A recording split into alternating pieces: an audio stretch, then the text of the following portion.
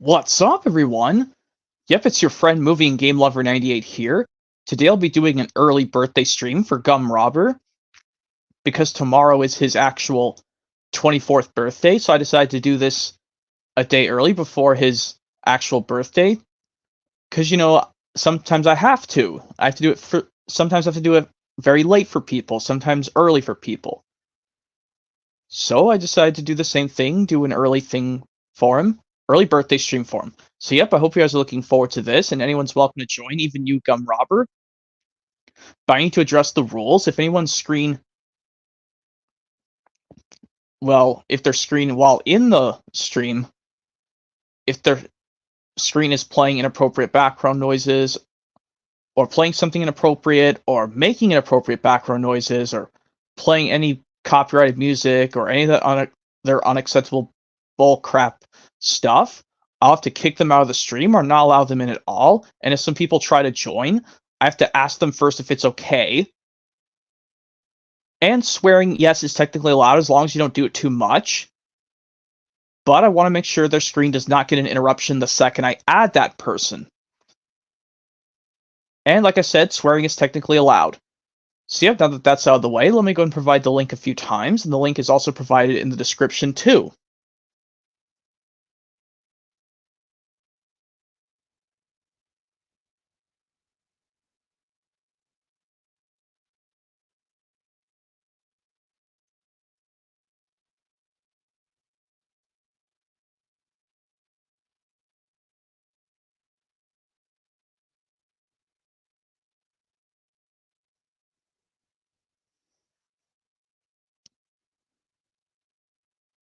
See. Oh, it's PD Productions, but let me see if I'll allow him in, as long as his screen is not doing anything wrong, because I want to make sure his TV's not so loud, and hopefully it's not playing something terrible on the TV, because you know me, I don't like to hear inappropriate stuff from television stuff.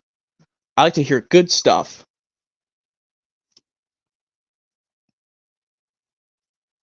Giantess Rocks says, "Oh, today is your birthday. Well, happy birthday to you. Actual birthday today for you, Giantess Rocks Super Y Sucks 2007.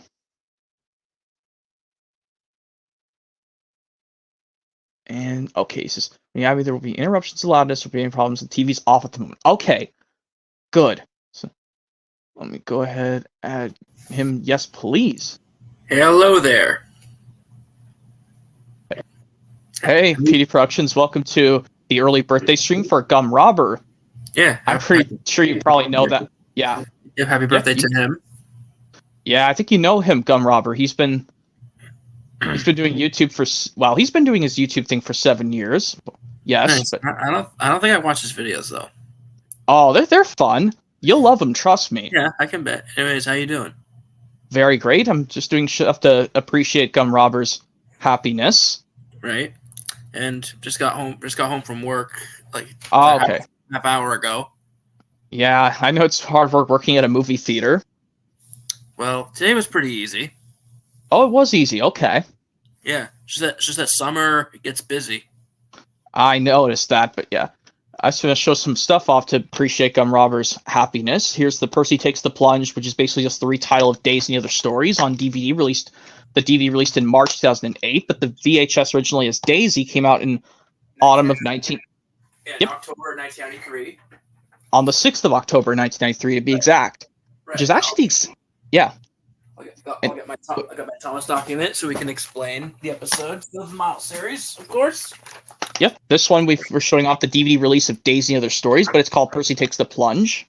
Right. I'd rather just call it Daisy and Other Stories, technically. Yeah. But yeah, so that was released to VHS October 6th, 1993. Yep, and the new episode and the 3 new episodes on there are Daisy and Percy's Predicament and the redub of Save from Scrap. Yeah, but the ones that were on Shineham Station were Whistles and Sneezes, George Carlin American version. From the Achu episode, along with Trust Thomas. And a new friend for Thomas, George Carlin, is on Shineham Station, Billy Saves the Day. From season 3. Yep. And then Yep, Tender Engines. The only season 3 episode on this release is Tender Engines. Right, which is the only episode from Mr. Conductor's movie. Yep, Mr. Conductor's just movie, not... I think that's what the episode's called, Mr. Conductor's movie. Yeah, that's what I said. Mr. Conductor's Yep. movie. Okay, and then last but not least, Percy Takes the Plunge, the George Carlin redub. Let's see which episodes from. It has to be. Because Gordon Takes a Dip, George Carlin redub was in. That was in. That was in Bad Luck Day at Chinatown Station, in season 3. And the Jokes on Schemer has Wrong Road. Right, and then Percy Takes the Plunge, George Carlin redub. That's from Schemer Goes Camping. Yep, the episode before Mr. Conductor's Evil Twin. Right. Which is Heroes.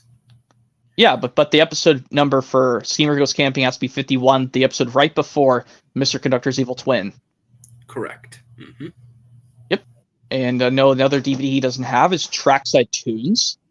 Because he says, like, the episode Gordon the Gremlin is in Best of Gordon and Halloween Adventures, because he has those 2 DVDs, not Trackside Tunes. But so Gordon the Gremlin? That's the one news story for this release.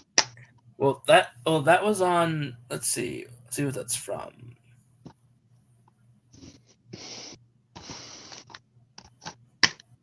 Oh, that's from Storytime with Thomas on Chinatown Station.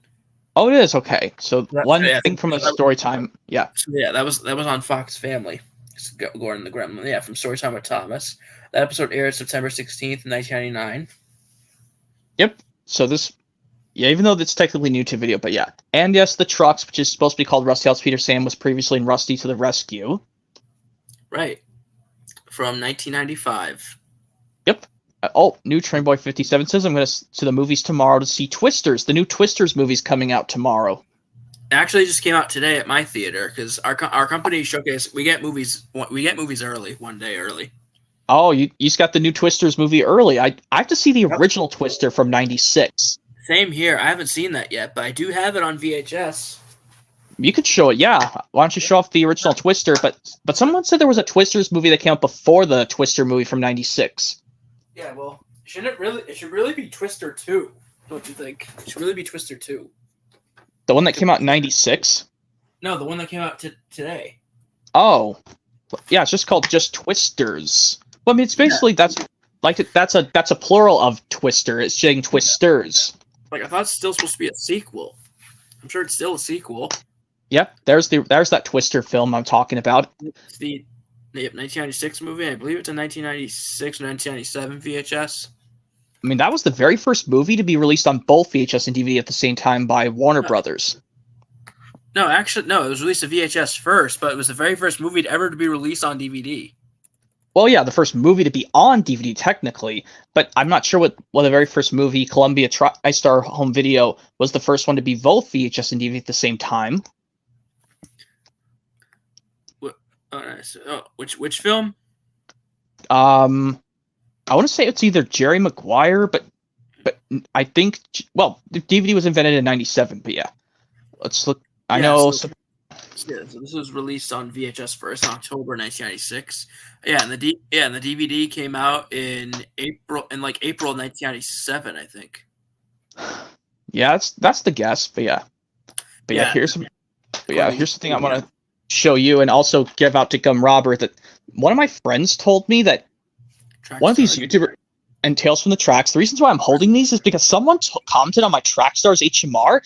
These DVDs came for a short amount of time in yellow cases. Isn't that crazy? That's rare. Like I never seen them in yellow cases. I mean, you were old enough to see those in 2006. You were 3 before. Well, you were 3 before Tales from the Tracks came out, but still 2 when Trackstars came out. Yeah, because I don't remember watching. Because I don't think I've watched that yet. I didn't watch that Thomas release till I was 9. Which one, Trackstars or the Tales from the Tracks?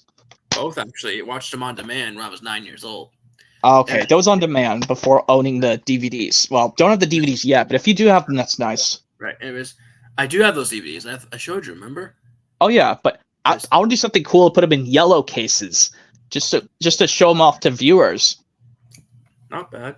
Anyways, here's the tape, ink label, print day, September 14th, 1996. and this is a THX VHS. I'm surprised that's THX, but that's a Warner Brothers VHS. It could still use THX though, not just Disney. And 20th Century Fox. Right, and yeah, and also Ice Age. That was the only Blue Sky movie to use THX. Yeah, and hello to you, Daniel. And Daven says, "Oh, yellow DVD case is cool. Yeah, they're cool. They're famous on Bob the Builder DVD releases, and their clamshell VHS cases in yellow for their clamshell VHS cases. But yeah, here's my Tosses Halloween Adventures, because I know this is Gum Robber's copy is like a slim case variant, but it's just. But I think what he did, we just cut off because there was like his copy has no barcode on the back because it's the artwork from the slim case, but then he cut off the slim case artwork and put the Universal spine over this artwork with the original Hit Entertainment logo. But I just leave my copies the way they are because I want to put the reprint slipcovers over the original. And some of my Thomas DVDs are slim cases, but which is fine. Not really worried about them.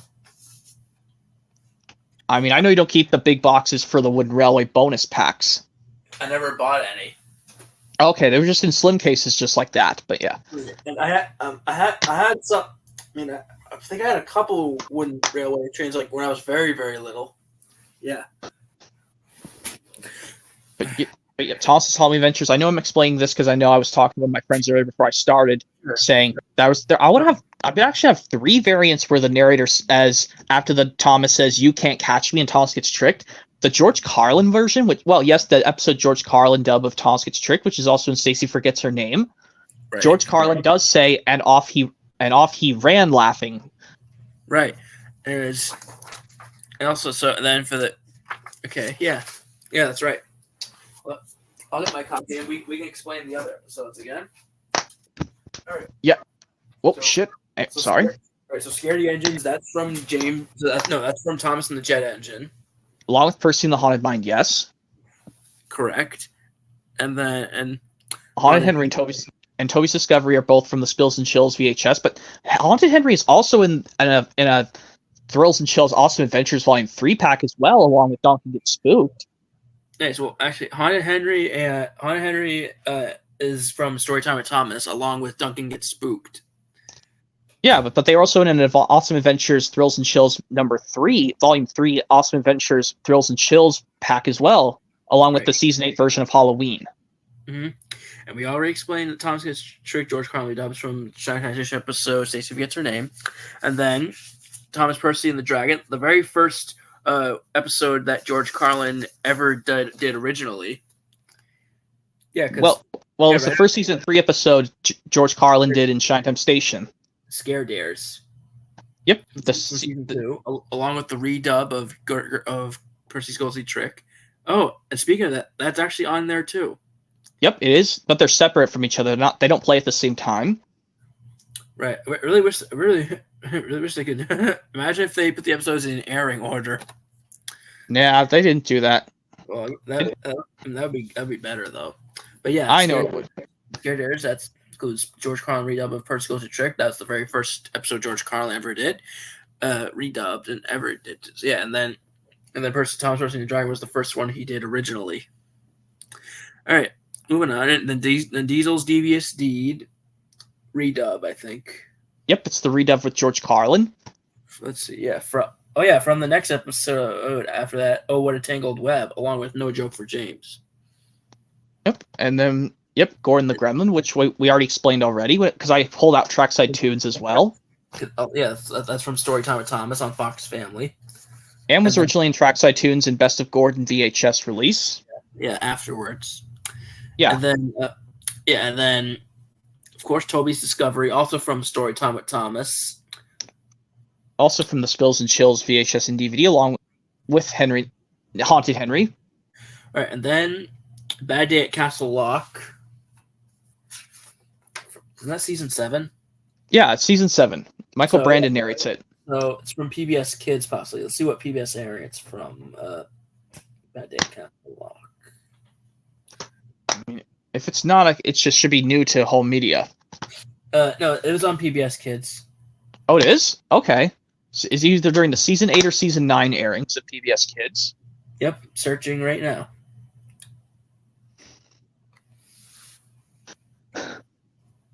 Luckily, both of us are holding this because we all know Gum Robber's got this DVD too. Correct. Right. Looking through my document. Let's see. Castle Lock.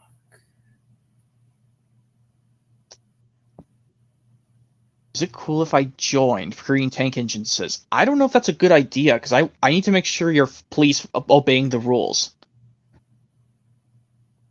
Because I said the rules, no playing copyright music, please. Wait a second. Actually, no. It was new. It was actually on DVD first. Bad Day at Castle Lock, because that's from Thomas and the Really Brave Engines. Yep. Yeah. So my mistake. Yeah. So that was on DVD first. That was new to DVD, and then Percy and the Haunted Mine. That's also from the Toss the Jet Engine VHS, along with Scaredy Engines. Oh yeah. So. And we also forgot about the Fogman episode too. Oh yeah, the Fogman. Yes, usually that. All right. So Fogman. Yep, the Alec Baldwin version, not the. Even though it's so cool that the UK got every season 6 episode in widescreen. Right, and then so Fogman, it's from the Salty Secret VHS and DVD release. Right, very first season. Yeah, the release that started season 6 in the US. Yep. All right, so yeah, that's everything. Yep. Yep. Of course. Here's the disc and DVD guide. Yep. Both of us have the guide, so you show it. Because I'm holding. Well, I showed this before. Mm-hmm. Yeah, I don't care. I don't care if my DVD. I don't care if my Tom's DVDs have guides or not. Doesn't really matter. But yeah, then of course ad for other Thomas home media on video and DVD. Of course, Lady and the Tramp, Disney's 15th full-length animated feature. Plus the very first Disney animated feature to be shot in anamorphic widescreen. Yeah, CinemaScope, same thing. Yep, yeah. And I'll just say it in widescreen.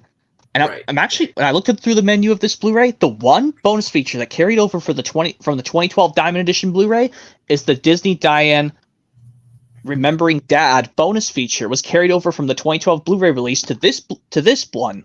Well, lucky, yeah. Hosted by Walt Disney's daughter, Diane Disney Miller. May she rest in peace. Oh, yeah. May Walt Disney's daughter also rest in peace, along with Walt Disney himself.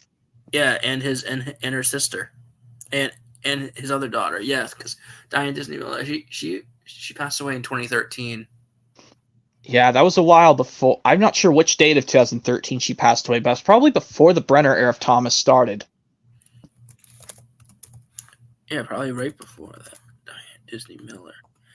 Yeah, and like I said, the one bonus feature that was carried over to the 2012 Blu-ray release from the 2006 Platinum Edition of Lady and the Tramp, which is on my shelf, was the Disney Dogpedia Going to the Dogs bonus feature was carried over from the 2006 DVD to the 2012 Blu-ray release, but I'm going to keep this is a reason now I'm going to own this 2018 Blu-ray and replace the 2012 Blu-ray because the Disney Diane Remembering Dad bonus feature is carried over in this Blu-ray. Very nice. Yeah, and she died in November of 2013, Diane Disney Miller. She's 79 years old. Yeah, may she rest in peace. Yep, at the age of 79 years old. Correct. Yeah, it's not. I know. We all know. Yes, she passed away. So I don't think it's best to say causes why they passed away. No, because we'll just say rest in peace. Yeah, it's best to just say rest in peace because even though this is making her very proud. Yeah, this is making her so proud that I own this Blu-ray just to contribute her. Yeah, I guess so. And also, I'm pretty sure she is still probably proud of the Disney company, but probably understands that they've been going downhill for the past couple of years too. A lot of box office flops and bombs that Disney is making. But even though from the two Pixar films of 2022, since Turning Red, I didn't like those emotional parts. I gotta say, I liked Lightyear a little bit better than Turning Red, in my personal opinion. Yeah. I don't understand why Lightyear bombed. I thought people were hyped for that. Because people thought they wanted to see a Buzz Lightyear origin movie. That was a Buzz Lightyear origin movie. Even though we got a cartoon Buzz Lightyear movie that's 2D animated called Buzz Lightyear Star Command: The Adventure Begins, which I know a lot of people... I know me and Gum Robber have that DVD. I have the VHS of that. I probably hope to get the DVD counterpart of that soon. And I just Oh wish man, I also just wish they could release releases of the show because the show's on Disney Plus. the Buzz Lightyear Star Command TV series is not on Yes. Disney Plus. That was a great show on Disney Channel. I know. Why couldn't they just release it on Disney Plus? But they put Bear in the Big Blue House on Disney Yeah. Plus, despite that's a Jim Henson Sony show. Also, I think it's both. I think it's maybe it's due to both licensing issues, and maybe it's because people at Pixar did not like the show at all. But Maybe that's why. But luckily, I watched both the computer animated sequence, the intro opening sequence of 3D animation. At least Buzz Lightyear in that sequence and the 2D animated movie itself, he was still voiced by Tim Allen. Right. Mm-hmm. Of course, right after Toy Story 2 as well. Yeah, but unfortunately, Woody was not voiced by Tom Hanks at the beginning, because Tom Hanks had to work on Castaway in 2000, the same year Buzz Lightyear Star Command Adventure Begins came to VHS, so he had to work on Castaway. So Jim Hanks substituted his. And I love, Tom Hanks' brother Jim Hanks, who voiced Woody in a lot of the ads and some of the merchandise too. And even like when Toy Story 3 was coming, he did Woody in the commercials, Jim Hanks instead of Tom Hanks. Well, I'm sure Tom Hanks still did a couple commercials, but maybe a couple TV treats or something. Yep. But also in all the toy versions of Woody, it's Jim Hanks. And speaking of Castaway, I love Castaway. That's one of my favorite movies. I still have to watch Castaway. I heard it was really good with Tom Hanks, because every Tom Hanks. I still have to find that DVD. Well, like I said, the DVD is just to give the movie a try, and if I don't like it, I won't buy it on Blu-ray at all. It's all right. But with Tommy Boy, I tried the Blu-ray, and I liked Tommy Boy. I have Tommy Boy, but I haven't seen it yet. Oh man, my brother says it's one of his favorite films next to Napoleon Dynamite. Yeah. Oh, nice. Yeah. I'll check it out soon. Yeah, I have the original VHS and the original DVD. Yeah, and something about I was also trying to tell you about with Lady the Tramp, Two Stands Adventure. I put up a post just a few days ago. I think it was a few days ago. Like I put up this picture of the two parents, Jim Deere and his wife Lizzie Darling, while Lizzie Darling's holding her son Junior, like that. Yes. And while Jim Deere's calling out for Lady and Tramp and their daughters to please come along with them to find that Scamp has been missing, and I tried calling Animal Rescue. Why couldn't they just gotten like a? Don't they have well, they do have a telephone technically. And this movie came 3 years before smart cell phones were invented. Oh. Well, I mean, even though I don't hate the whole movie of Lady the Tramp, Two Skins Adventure, because, well, it says it takes place in the year of the 1900s, the year after 1910, in the year 1911, which surprisingly it took place in the year 1911, aka the same year the Reverend Wilbert Audrey was born. Right. Yep, on this day, 2024, well, in this year, 2024, if the Reverend W. Audrey was still here down on Earth, he would be 113 years old. Because like I said, I think I've brought this up before, that the longest for a human, like newborn at 0 months up to a certain amount of age, the longest they said is 120 years old. I thought 125 would be the longest. Oh, okay. I thought it was 120 years old. Maybe. That's one of them. Yeah. Well, it was one of the two. And like I said, I put a post saying if Reverend W. Audrey, that vicar himself, if he was still alive to this day, 113 years old, because he was born in the year 1911. Yeah, Jesus Christ. Yeah, I know. Yes, even though it's sad, it was sad for him to go in the year 1997 before he was 86. Right. By the way, did I ever show you any of my DreamWorks physical media? I think you did. Yeah. I don't mind re-showing it just in case. Also, okay. Also, the only VHS I had. Oh, the VHS I could show. Yeah. You show the VHS. Ants. DreamWorks' very first animated feature. Yep. Yeah, they came out the same. It came out the same year as A Bug's Life, but some people say they like A Bug's Life better than Ants because the Ants they will say some swear words. Well, I love Ants and I love A Bug's Life. I love them both. I can't even pick which is better. I mean, I probably watched this one the most. I mean, I watched both movies a lot, but this came out 7 weeks before A Bug's Life. This came out in October, and A Bug's Life came out in November. Well, yes, they came out the same year, just a different month. So this definitely did not rip off A Bug's Life at all. I mean, it's still like in A Bug's Life, Hopper is the villain. Yeah, Hopper and the evil grasshoppers are the best villain ever. Right, and in this one, General Mandible is the villain in Ants. I think he's the same insect as Hopper was in A Bug's Life, a grasshopper. No, he was an ant. Okay. I didn't know a different ant could be the villain. Just right. Like I could count from every Pixar film saying which one of the humans is the villain. Right. And this is one. Yeah, this is one of my top 5 favorite DreamWorks animated films. I was just a baby when Ants came out. I didn't watch it, so now I'm gonna have to give it a watch. You haven't seen it yet? No, but I heard some people say it was good. Yeah, I recommend it. You'll enjoy it. It's a big hit. It's theater tape, English print days, December 16th, 1998. It's printed 2 days before DreamWorks' second animated film, The Prince of Egypt, came out. Wow, that's interesting to be printed on that VHS. Yeah, but this VHS kit was released February of 1999, though. It was VHS only first, because then the DVD 7 weeks later in March. Yep, that's the similar thing you told me with Twister, but yeah, I'm showing the Aristocats as well. Because, well, I think this is another film Gum Robber does have on Blu-ray. I'll have to look through some of his collections again. But I don't want to be like a soulful wimp and tell him, dude, why do you seriously have the Loud House on DVD? But I'll just show stuff that both me and him both technically have. Well, maybe because the Loud House, maybe because he actually likes the show, which is fine. I just could. The Loud House was after my time, so I couldn't watch a single episode of that. But yeah, the Aristocats, we know this was. Well, Loud House is decent, in my opinion. It's okay. Just not as good as SpongeBob, in my personal opinion. Like, SpongeBob's still my favorite Nick show. Yep, here's the Aristocats, released back in 1970. Right, Disney's 20th animated film that came out Christmas Eve of 1970. I have of course, I have the 96 VHS and 2000 DVD, and I think when was the Blu-ray release? 2012. And that Blu-ray. But I put the disc in with the 2000 DVD in a fan-made version, in a backup 2-disc DVD case. I'm probably gonna get the 2000. I think this DVD in the 2012 Blu-ray compact might have the menu from the 2008 DVD. I'll have to check.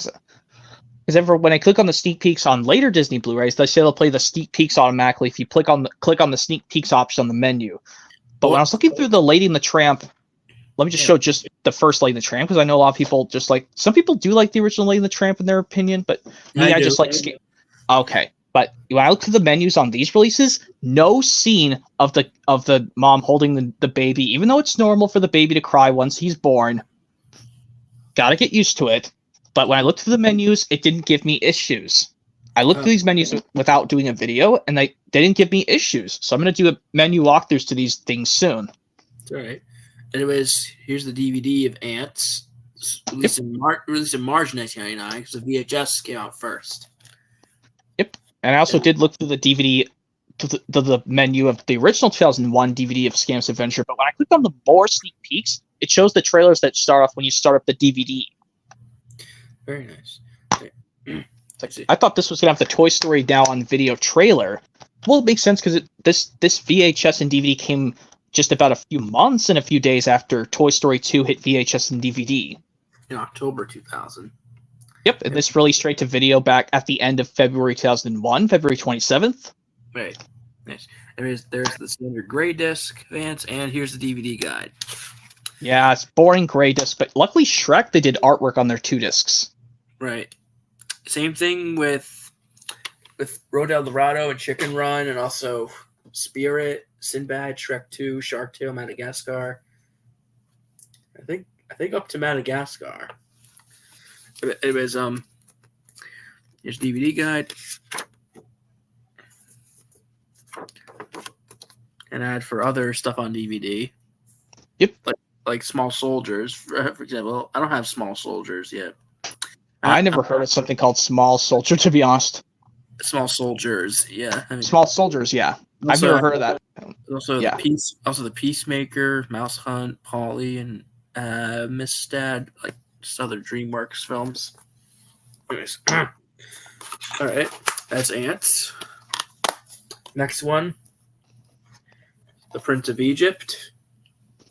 Notice that was in a brownish DVD case. Or I think it's yellow. Some copies are in a gold DVD case, and some are in black DVD cases. When I got this from eBay, it's in a gold case. That's cool to own. I like like I said, I like the colored DVD cases. Kind of like how I like seeing colored VHS tapes on my Thomas releases. Right, and this is a pretty good movie. I've seen it a couple times. Can't remember much from it, but I liked this film. It's came out in December of 1998, and this DVD was released in September of 1999. Yep, that was just a while before Toy Story 2 came out.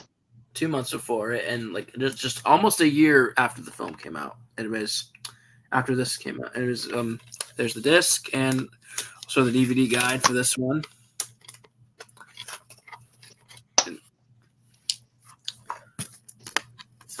Sorry if it's a little crushed or crumpled. I mean, it came it's like okay. that, but who cares? Still good.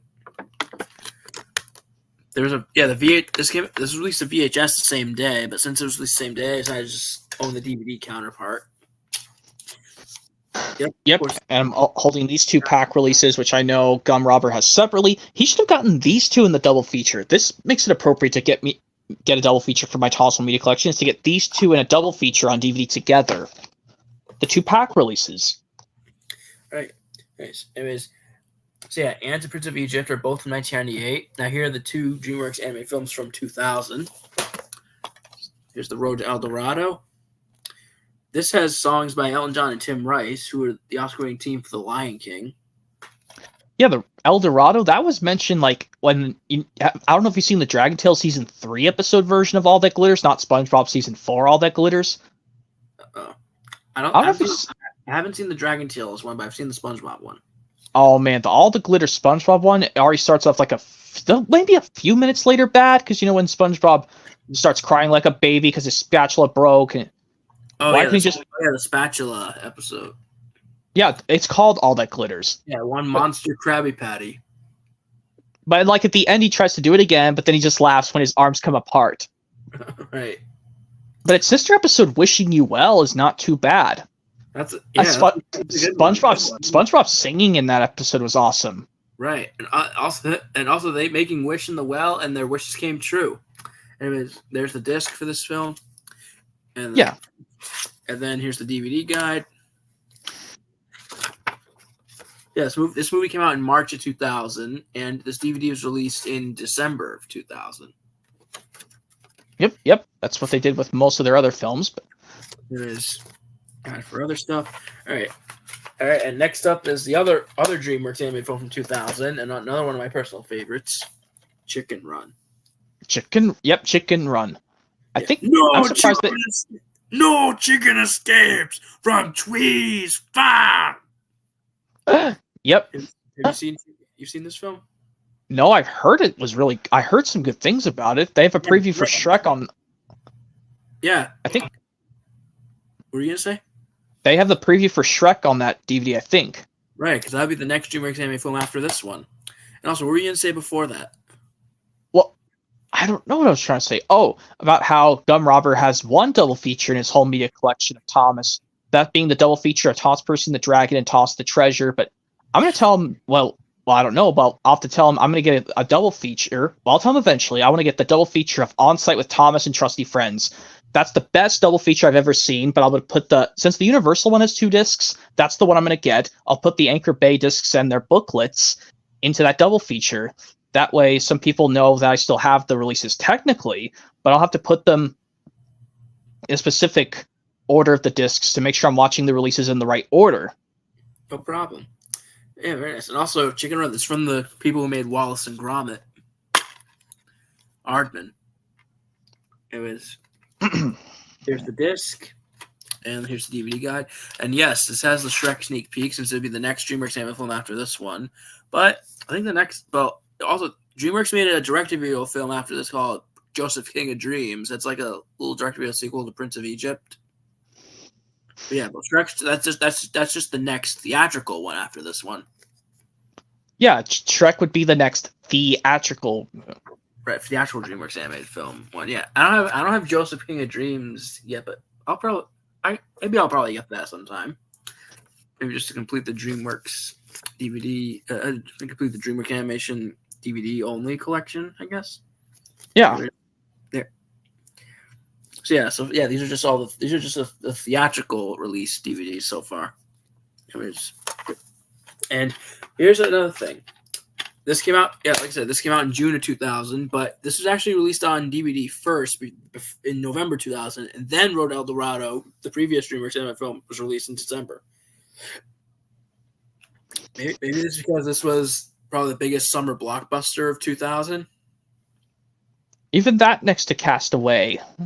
Castaway came out in December. Oh, it did? I thought it came out in like... Oh. Well, no. Well, no. I don't know when I thought Castaway came out sometime in the summer of 2000, the same time as Buzz Lightyear Star Command: The Adventure Begins, or... Well, no.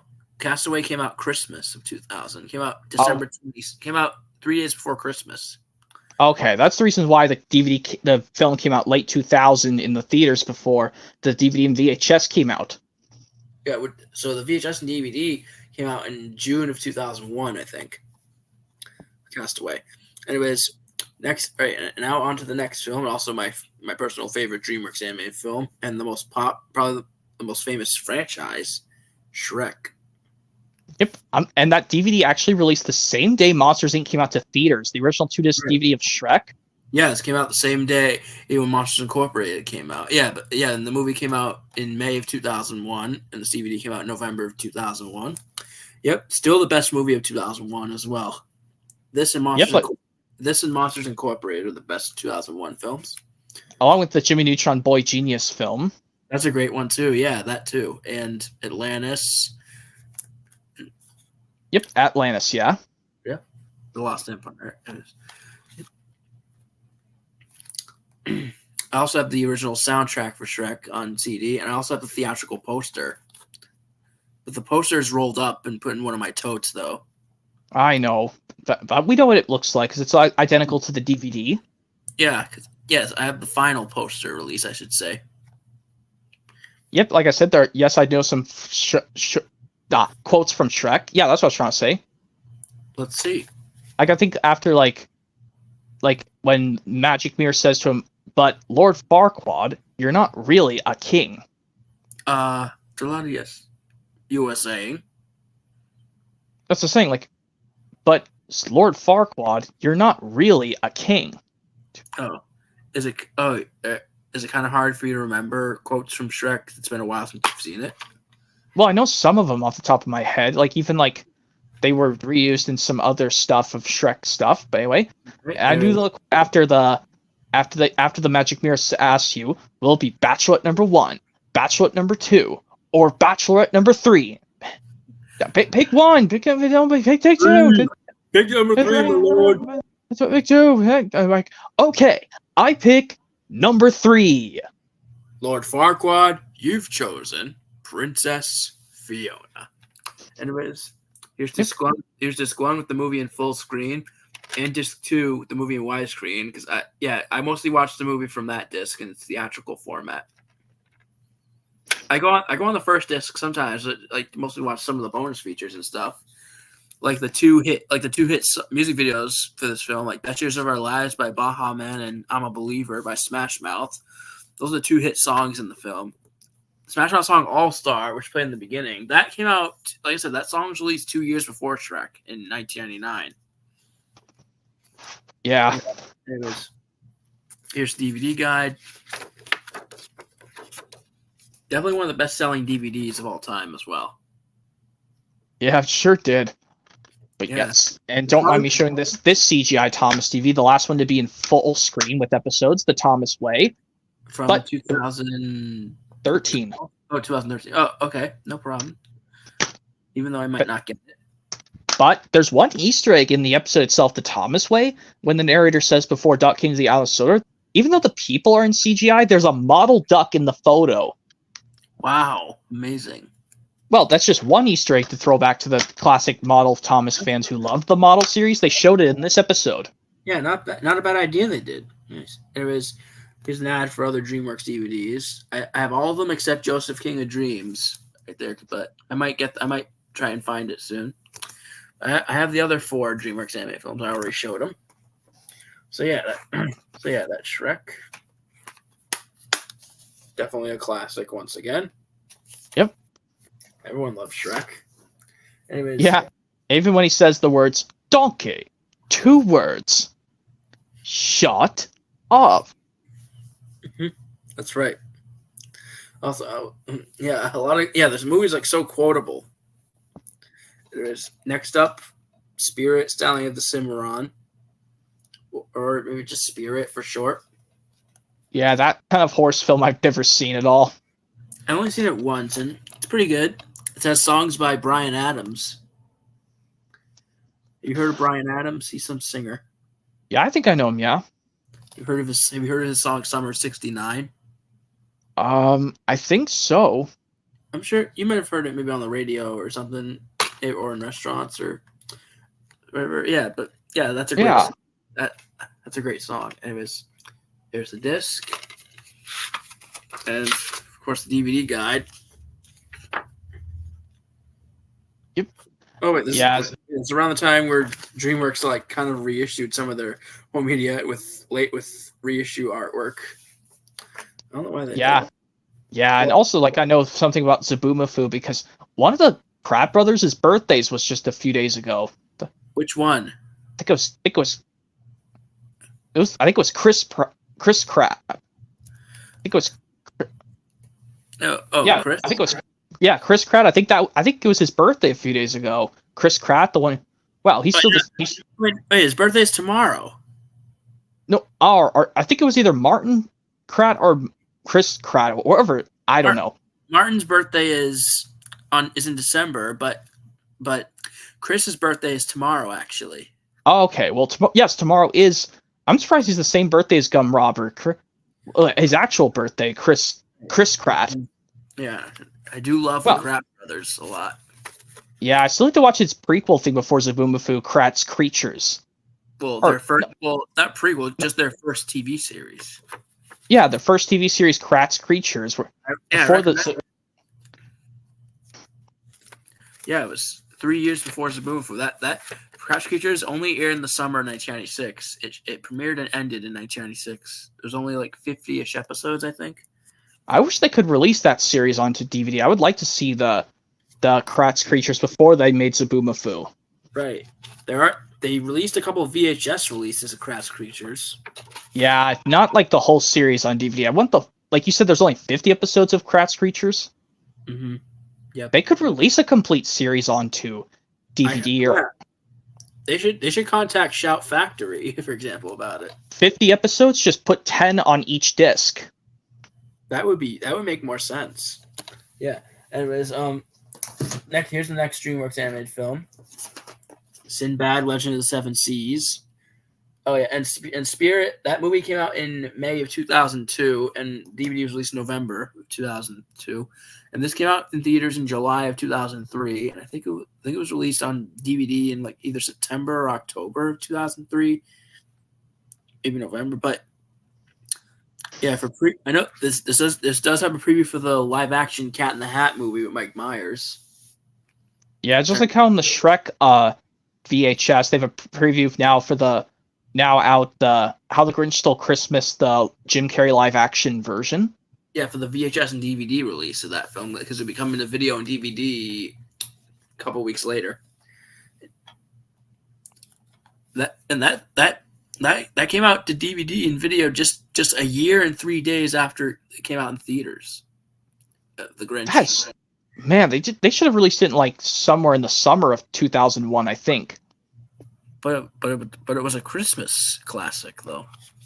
I mean, for Christmas. Well, I mean, yeah, I know what you're talking about. Anyway. Yeah, and it was back to Sinbad. There's the disc, and another savings booklet. Yeah, one of my inserts for my Monsters Inc. VHS, I remember they had this cool drink in the stores back in the 2000s called Try Disney's Extreme Coolers. Wow, which I'm sure it's discontinued, probably expired. Well, yeah, they stopped making that. Disney's Extreme Coolers. Yeah, I'm sure they would taste bad now too. Well, I'm sure it would still taste good, but due to the age, since it's expired, it might be sick. Anyways, I mean, I don't know. I've never tried Disney's Extreme Coolers when I was a kid. Yeah, me neither. So I don't remember. I was only little. Anyways, next one is their very first sequel, Shrek 2. Yep, my favorite movie of 2004. Yep. It's released in theaters May 2004. And then released to DVD November 2004, the same day The Incredibles came out. Incredibles, I like to put as my second favorite film of 2004, but this is my number one favorite movie of 2004. Definitely. Yep. And we do know the scene towards the end of Shrek 2 when Puss in Boots says this to the guards to distract them. He goes in his cute pose, holding his hat like that. Mm-hmm. Basically, I think he says... On guard! No. Well, he goes in his cute pose, but I think he says... He's like... I don't know what he's... Like, I'm trying to remember what he says before he goes in his cute pose. I must... Well... Can't remember. But then the guards go, "Aww." He starts sword fighting. Yeah. There's the disc. Also, remember when Shrek drank the magic potion and then accidentally farted afterwards? Yeah. Yeah. Also, like the "Are we there yet?" scene. Like, are we there yet? No. Are we there yet? No. That's actually my favorite scene. Are we there yet? Well, because it's inspired like a year later, they made a film called "Are We There Yet?" starring Ice Cube. Yep, Ice Cube. I don't know if you've seen that Ice Cube film. Are We There Yet? A long time ago, I've seen it, and I gotta get that movie on DVD sometime. I think it's pretty funny. Oh, you watched it, Ice Cube's in "Are We There Yet"? Probably on TV. Okay, and you said you watched it all the way through and it was good? I think so. It's a long time ago. And it actually has negative reviews. 11% on Rotten Tomatoes, 4.8 on IMDb. I mean, I'm sure it might be a guilty pleasure. Yeah, it might be fine. It might be good. Yep, here's my Fox and the Hound 2 movie collection, which I know you've seen only the first Fox and the Hound. Haven't seen Fox and the Hound 2. Yeah, actually, I don't think I've seen the whole thing of the first one. Probably just a little bit. Oh man, it's a classic. You should definitely try the Fox and the Hound. Yeah, definitely. Of course, Disney's 24th animated feature. Yeah, 24th, because Oliver and Company was 27th. That's why I have Oliver and Company below it, which I'll show in just a moment. Which I'm showing these independently because I don't know why Gum Robber has these in a 5-disc pack of these two movies and Oliver and Company together. Where I have these separately so I can have them in order. That's another reason why I have Muppet Treasure Island on DVD by itself, so I can get the original Treasure Island and put it next to it, and just get Great Muppet Caper on DVD. I watched that on VHS years ago. The Great Muppet Caper, it was really great Muppets film. Nice. I mean, if you've not seen it, I promise no spoiling for it if you've not seen The Great Muppet Caper. I haven't. I only seen the first two. I only seen the Muppets from 2011 and the Most Wanted film from 2014. You have to start all the way back from the Muppet movie back in 1979. Yeah, probably right. But those two movies I just mentioned I saw in theaters. Anyways, and Are We There Yet? That movie bombed, I think, too. It must have bombed. Or I'm not sure, or maybe it did fine. I mean, it was in the low million. Well, it was in like 20 to 32 million, or 27.9 million. I mean, well, I don't know. I don't understand why it has negative reviews. But I think, and also I know I'm going to say this right now. Unfortunately, Fox the Hound 2 is another one of my least favorite Disney direct-to-home media sequels. Oh. Right. Two emotional characters getting emotional at these things. Oh. Like, after the Todd and the others create a disaster and it causes everyone it plays a sad song. It's even like the sad song in the Fox and the Hound 2. I don't want to say I cried over that more than Toy Story 2's When She Loved Me. But yeah, even like we can do this theme from Monsters Inc. Or why don't you show the next DVD? Or we can do this thing from Monsters Inc. But the only character you can be it with a female is Roz. It's all right. Yeah, I'm gonna continue on. But why don't we show Shark Tale? Then we can do it. Sure. Oh yeah, no problem. Yeah, that's right. Shark Tale's up next. The other DreamWorks animated film from 2004. This came out in October of that year, and this came out. This DVD, I believe, was released in February 2005. Yeah, this came out in the beginning of October 2004. This is a really good movie, even though it's DreamWorks' lowest rated animated film on Rotten Tomatoes. I'm sure this was still a success at the box office. It didn't really bomb. It's even like great actors in there. I think it's got both Jack Black and Will Smith. Yeah, it sure does. And also has Robert De Niro, Renee Zellweger, Angelina Jolie, and Martin Scorsese. And what do you think of this film? Have you seen it? Oh man, I've seen it. I love Shark Tale. Shark Tale's amazing. Yeah, I think it's actually my favorite Will Smith movie. Yeah, I think it's next to that 2005 movie with Will Smith, Hitch. Haven't seen that one. Oh, you should definitely watch Hitch. I recommend it.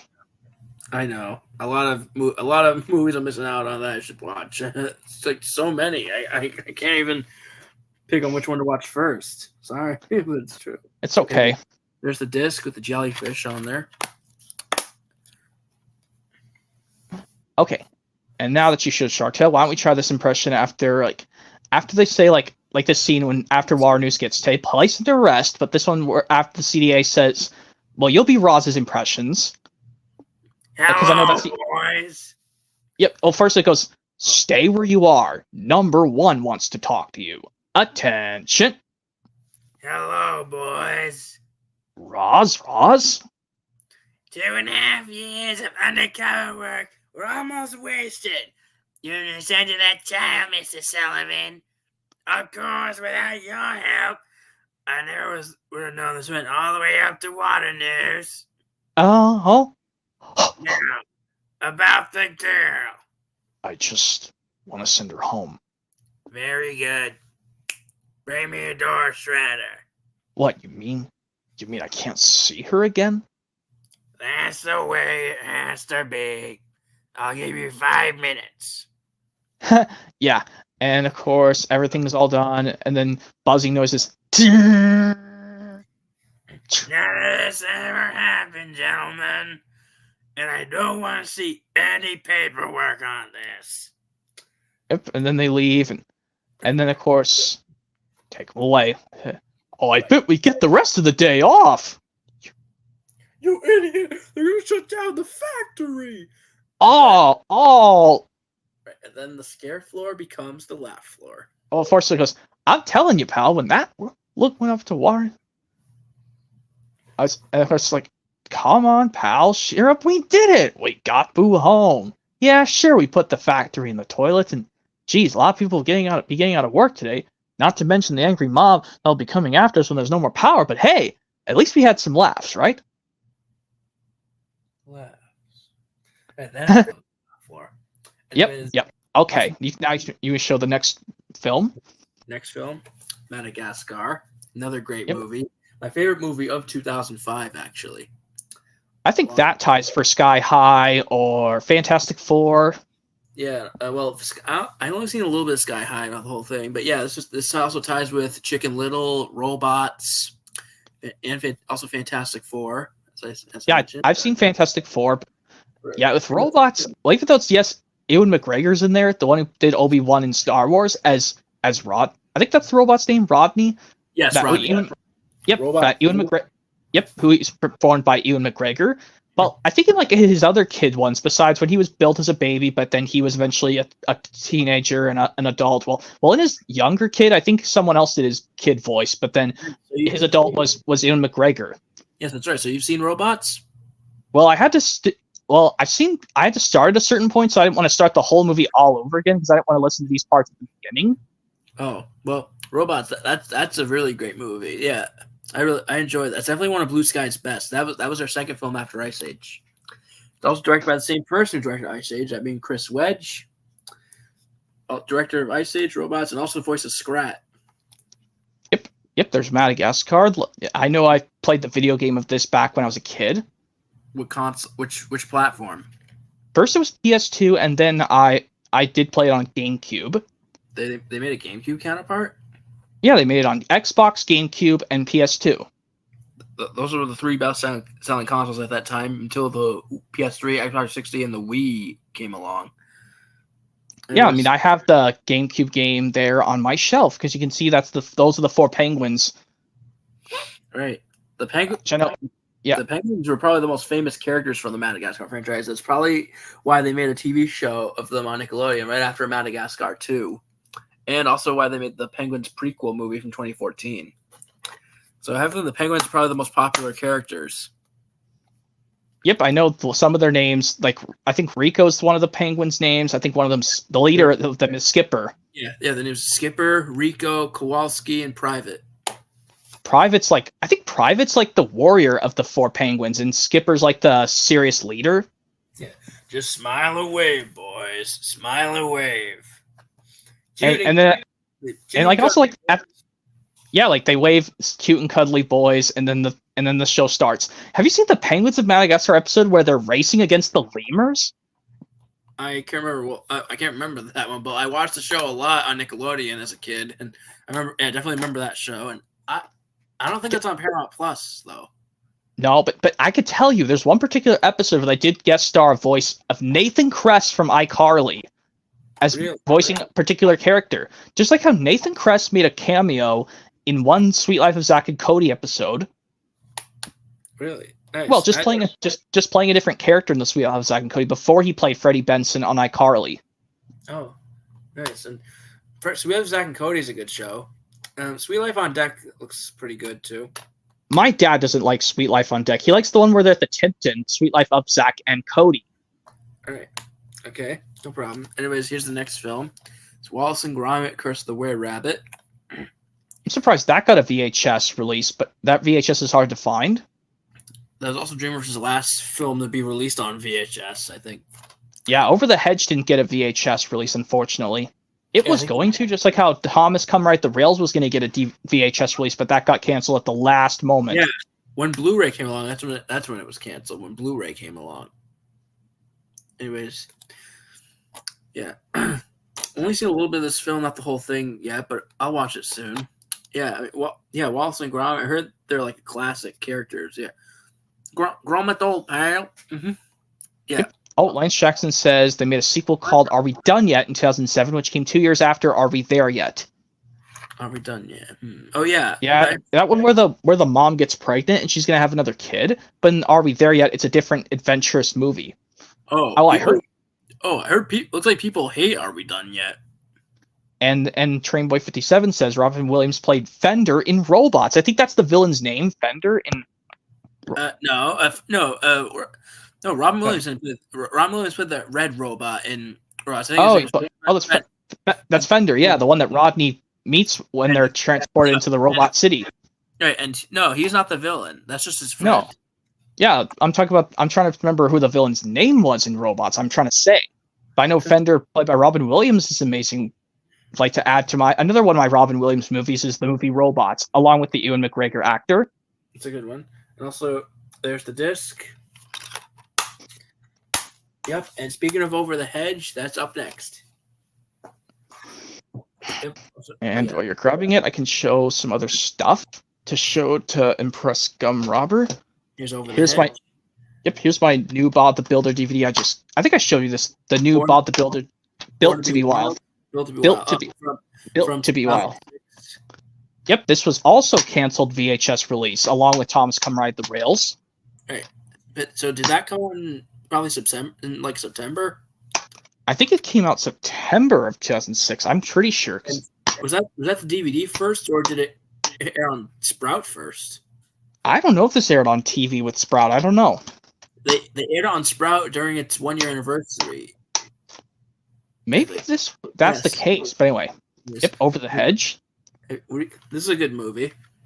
Oh man, I love when they when they turned on the TV so loud, the THX logo popped up. Oh, so you've seen Over the Hedge? Yes, I gotta say it's got Steve Carell in there. Right. There's a disc. I also have the video game for this on Nintendo GameCube. I don't know why I have it though. I have the Xbox. I played the Xbox version all the way through, but then I stopped. But luckily, my brother says if I take stuff back, this is when I can make up a lie. This is when I can make up a lie to return stuff. Even if the game is working, I lie to the clerk, the store clerk associate, saying this doesn't work. I want to switch out for something else. That's why I could have just swapped out the game with something else. That's what I just tell them. I just lie. It doesn't work, even if it is working. That's the only lie I'm ever going to do in my life, to return stuff. Even if it's working, I just tell them, I still lie to them saying it doesn't work. I see. But anyway, why am I bringing up stuff about what this is the only time I can lie in my life? But anyway. Right. Anyways, here's the next one, Flushed Away. And Over the Hedge, that came out in May of 2006. And that DVD, I believe, was released in like September or October of 2006. Flushed Away, this came out in November 2006. I believe this DVD was released in like February or March 2006. And this is another good movie. No, 2007, I mean. Yeah, 2006 movie, 2007 DVD. So yeah, this is like a pretty good movie. And then no, I've seen like a few bits and pieces of it, but not the whole thing. Yes, what were we gonna say before that? Well, I'm just gonna say, like, did you know that DVD along with the movie Stranger Than Fiction they released in late 2006, but they released on DVD in early 2007? Oh, right. You've seen I don't think you've seen Stranger Than Fiction with Will Ferrell. No, I haven't. Oh man, you should definitely try it. It's I know a bunch of good movies, to try out soon. There's so yeah, and there's the disc. Yeah, this is a very funny movie, and also this was DVD first before it was to the Blu-ray. Yeah. All right. Well, even this was out around the time Blu-ray was invented, but they didn't release it on Blu-ray till much later. Right. And here are the last two DVD-only releases from DreamWorks Animation. Here's their next film, Shrek the Third, or Shrek 3. This actually was the first movie I saw in theaters. This came out in May of 2007. And this DVD was released in November of 2007. Yeah, I think that's my least favorite of the Shreks. Yeah, like that's what people say, that this is their least favorite. But I enjoyed this one. I enjoy all four of them. I definitely don't hate any of the Shrek movies at all. I love all four of them. Yeah. They pretty much all get a 5 out of 5, for my opinion. Yeah, and the new Train Boy 57 says in the live chat, Ratchet is the name of the villain from Robots. Oh yeah, not to be confused with the character Ratchet in the Ratchet and Clank video games. Uh-huh. I didn't know Ratchet could be a villain in the movie Robots, but he's a nice, like, I don't know what species animal Ratchet is in the Ratchet and Clank video games, because I've played a few Ratchet and Clank games. See. And there's the disc. Here's the last DreamWorks DVD. The last DreamWorks animated DVD. That was DVD only first. That is the other movie from 2007, B-Movie. This is another great movie. Probably one of my favorite. Definitely one of my favorite movies of 2007. Yep, it does star Jerry Seinfeld. It also has John Goodman in there. And Renee Zellweger. And also Chris Rock. And Chris Rock. Nice. And Matthew Broderick as well. I didn't know Chris Rock could be a great Marty in Madagascar, but now he's a great whatever character he is in B-Movie. He is Moose Blood, Mosquito. Oh, he's the Mosquito, Chris Rock. Yeah, named Moose Blood. And oh, also, yeah, B-Movie. I love B-Movie. Yeah, definitely a great one. And also, Matthew Broderick was Barry's friend, Adam. Yeah, and I think the person who voiced Joe Swanson from Family Guy is in here too. Patrick Warburton. Yes, he's the voice of Ken. That's okay. This movie Ken he voices, but in Family Guy he voices Joe. Exactly. That's probably his most famous character. I love Patrick Warburton. A lot of good stuff he's in. And there's the disc.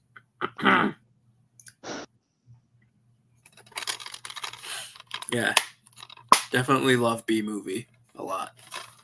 Another good DreamWorks anime film. All right, those are all the DreamWorks DVDs. Okay, and now that you're done, I'm gonna go take care of something too. Oh, take your time. No problem.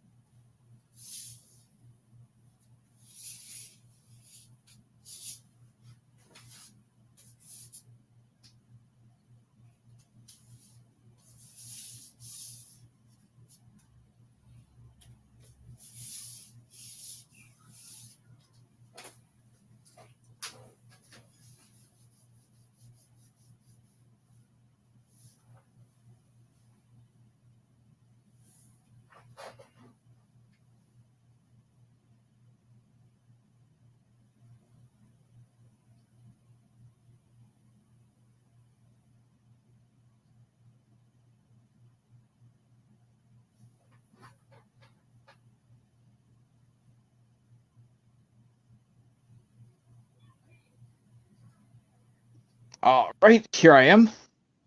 Just had to go grab some stuff. No problem. Here's the very first Backyardigans DVD I ever got. Well, sorry, I need to get closer. My face is Oh, Backyardigans. Yeah, Backyardigans. Hate Don't that. like the. Oh, come on! It's not as bad as Blue's Clues, or it's not as bad as Dora or Go Diego Go. Yeah, I know, but I just don't really care for the show anymore like I used to. But don't worry, I respect your opinion. But at least I'm glad that the characters don't tell you what to do in this show. Yeah, I know, but Yep, this is the DVD I got. Is The Legend of the Volcano System. Actually, I wouldn't really say I hate the show. I just probably just dislike it now. Well, I just have this on DVD anyway because the show's main creator, Janice Burgess, because she recently passed away this year. I decided to get one of these DVDs just to contribute her passing. No problem. Yeah, good thing. I mean, yeah, I agree. May she rest in peace. I mean, yeah, rest in peace. At least you got a Nick Jr. show that's where she's the co-creator, along with Tracy Page Johnson being the main creator of the show, Blue's Clues. Oh, so the co-creator of Blue's Clues was the creator of that show? Yeah, she's the main creator of Backyardigans, Janice Burgess, but she was the second creator next to Tracy Page Johnson, the one who created the show, aka did the barking sounds of Blue in Blue's Clues. Nice.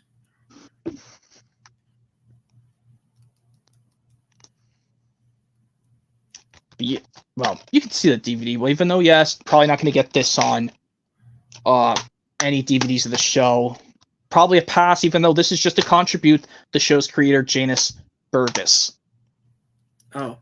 Like saying her name is kind of like saying the word burger, but you have to say two E's after the G. That's how you say Burgess. Oh. Or Burgess, however you say that last name, but I know it's the Janice lady who passed away recently, earlier this year in March. But even though I'm glad, like I said in this show, they don't tell you what to do in this show. Even though they look at the viewer singing the lyrics to their theme song to end off the show, and one of them goes, and then one of them signs off says this to the audience. And Noel says, hello, Noel. NWR E2 Tank Engine Productions 2024. The theme song I really find annoying. It's just my opinion. Well, I can understand that, but like I said, because I don't want to take kids stuff seriously. I know, but anyway, yeah. Here's the first DVD of Backyardigans I ever got.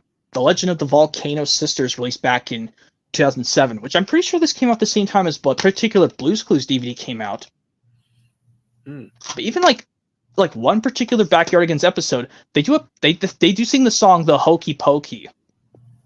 Aha! Yeah, I think I remember that episode when Nick Jr. aired it because I watched the show as a kid as well. Yeah, like when they sing the song "The Hokey Pokey." Yeah. Mm-hmm. Oh man, but now here's some Blue's Clues stuff I can show you.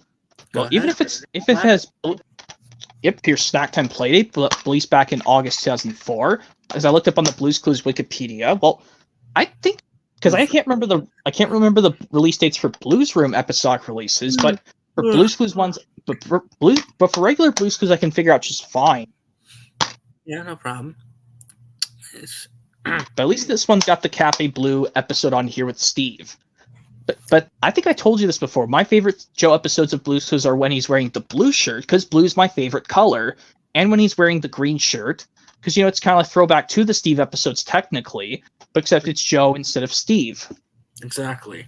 Mm-hmm. Steve is still my favorite host, but Joe and Josh are good too. Yeah, I can see that too. Yeah. I think everybody says that Steve's the best host. Yeah. Yeah, and let's suffers instrument backwards order. Blue talks. A clue. Yeah, and then they say, "Oh, you see a clue? Where?" Right there. And then their sound effects are different for Steve or Joe's episodes. I don't know how they do their sound effects in Steve and Joe episodes, but all they say is they see the clue and they say that you're right, there is a clue. And they say it's on this object. Exactly. In particular, like in the episode, I did that after Joe sings. Well, first Joe says, as he says, it's on this thing. He sings. He says, "You did that" to the audience, and then he says, "You found our second clue." Right. And like Joe's notebook is almost shaped exactly like the thinking chair, but Steve's notebook I like the best because not only because Steve's notebook drawings are better, but I like how the thinking chair is like a small picture on the square of his notebook. Oh.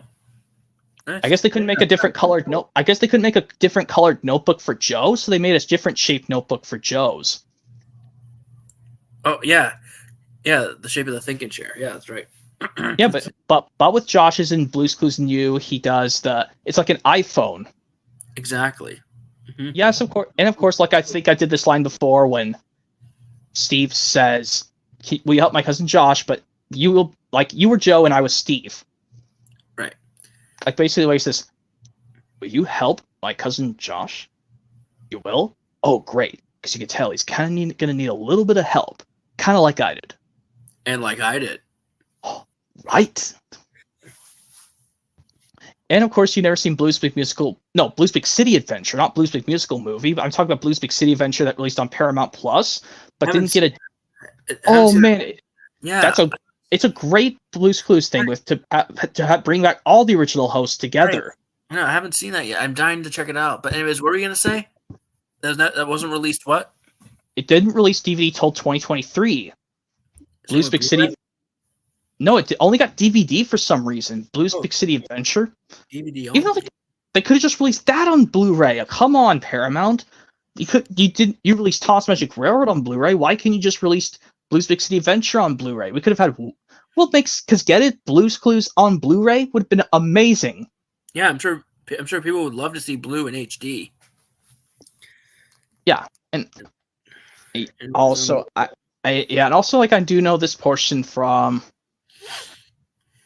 Oh yeah, this one where it goes in a particular movie, yeah.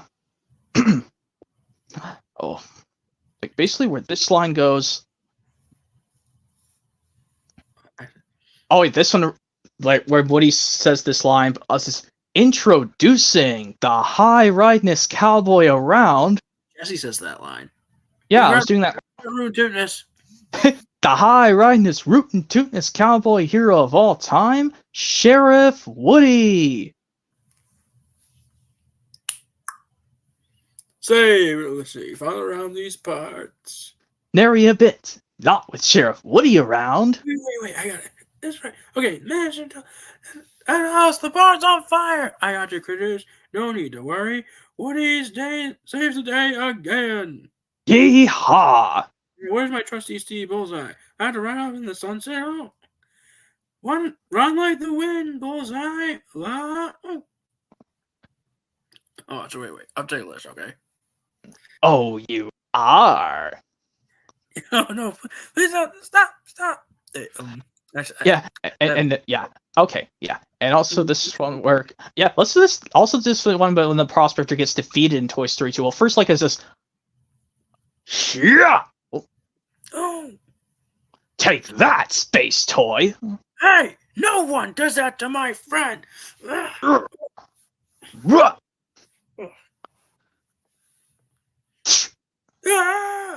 Your choice, Woody. You can go to Japan together or in pieces. If he fixed you once, he can fix you again. Now get in the box! Never! Fine! No! Gotcha! Idiots! Children destroy toys! You will be ruined, forgotten, spending eternity rotting in some landfill! Well, Stinky Pete, I think it's time you learn a true meaning of playtime. Run over there, guys! No! Planet Air Flight A1 Point Richmond. Now arriving at gate. Like this one, I'll have to do both the girls' impressions, but you'll be. And then he does this. Before Woody and Buzz say their Happy Trails thing, and well, first he goes, oh, look, Barbie, a big ugly man doll. Oh, he needs a makeover. Hi, you'll like Amy. She's an artist. Come on, hun. Happy trail. Oh, yeah. Happy trails, Prospector. Buzz, Woody. Help us out here. Hurry. Let's see. I got a quote we can do. Yeah. Here, how this one from Blue's Clues. Let's see. Yeah, sure. Okay.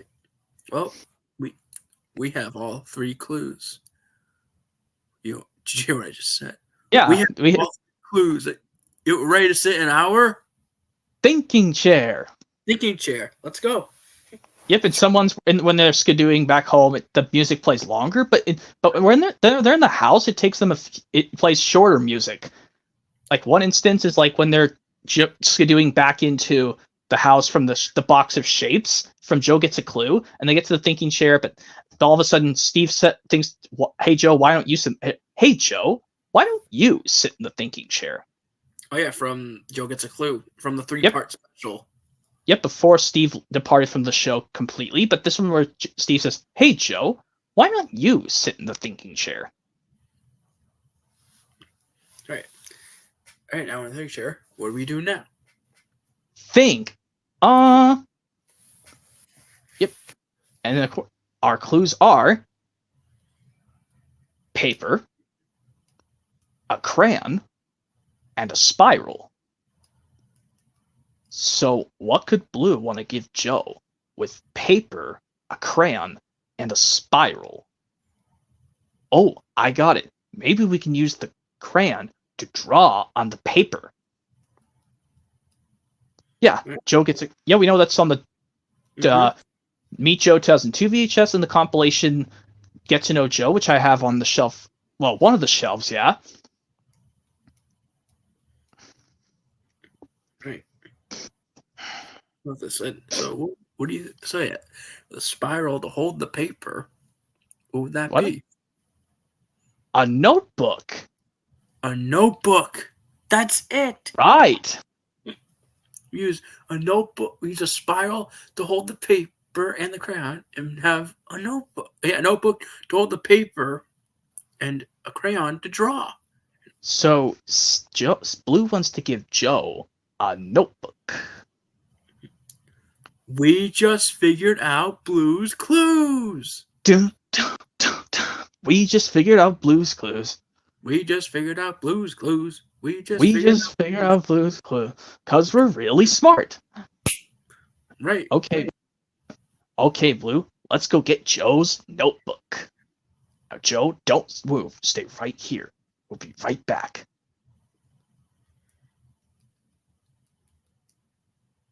You can look now. All right, Joe. Since you did a very nice job of playing Blue's Clues, I think Blue wants you to have this, your very own handy dandy notebook. Yep. Great. Wow, my own notebook. It's shaped like the thinking chair. Thanks, Blue. And then she barks out, "You're welcome, Joe." Right. Joe, Blue, this is amazing. Now Joe can play Blue's Clues with us whenever he likes. All right. Yep. Okay, now this one where it goes.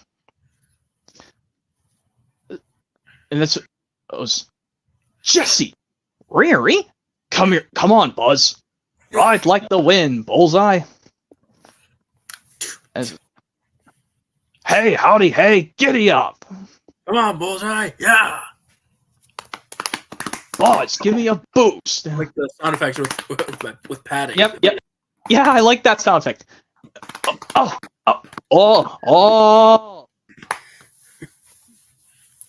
Ugh. And this one where it goes, I think this one, when Woody gets on the plane, like this one, I'll be Jesse. Okay. Yeah, but so it goes, well, Excuse me, ma'am, but I believe you're on the wrong flight. Woody. Come on, Jess. It's time to take you home.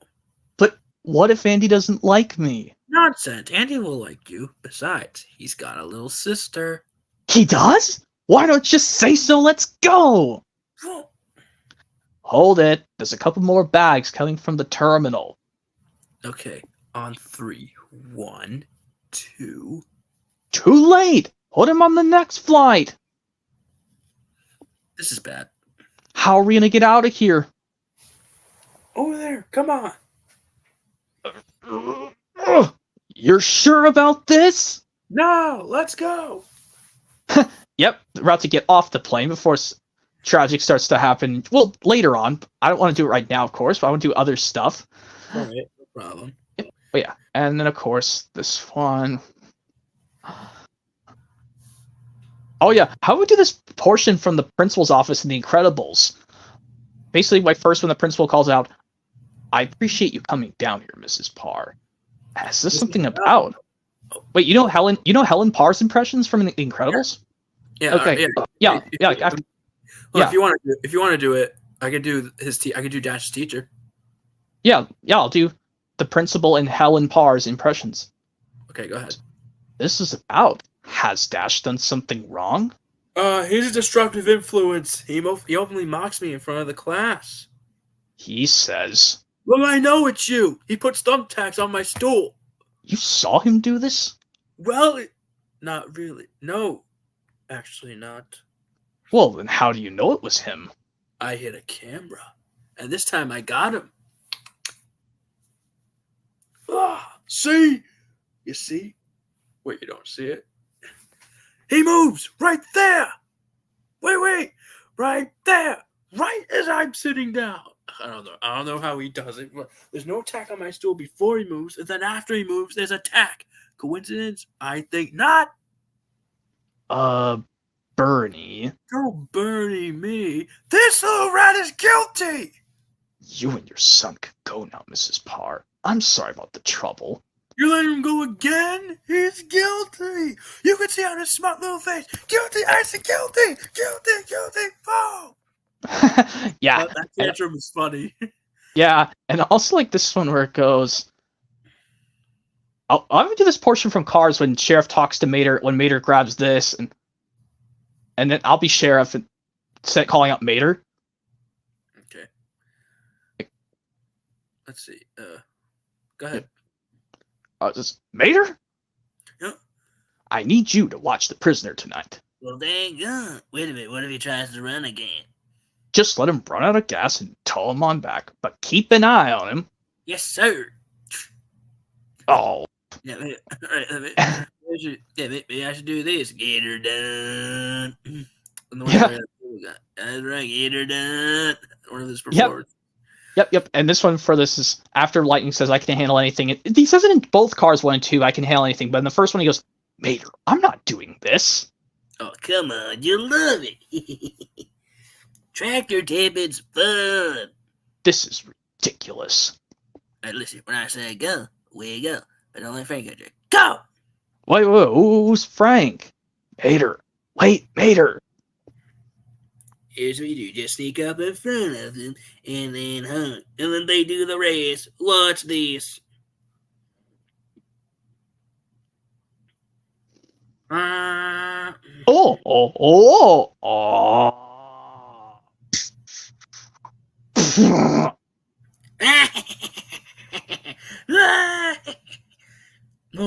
you see them right there. Yep, you're living the dream, Mater, boy.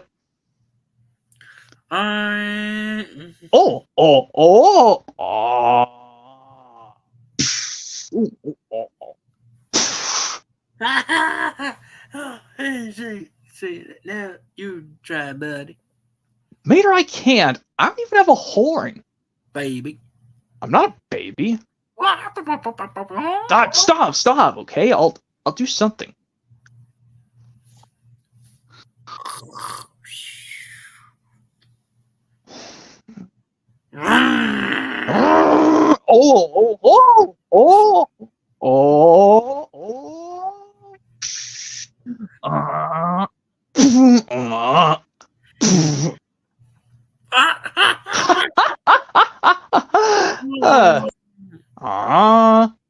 That's right.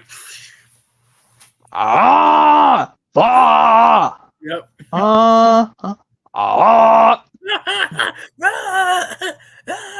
Here he goes again.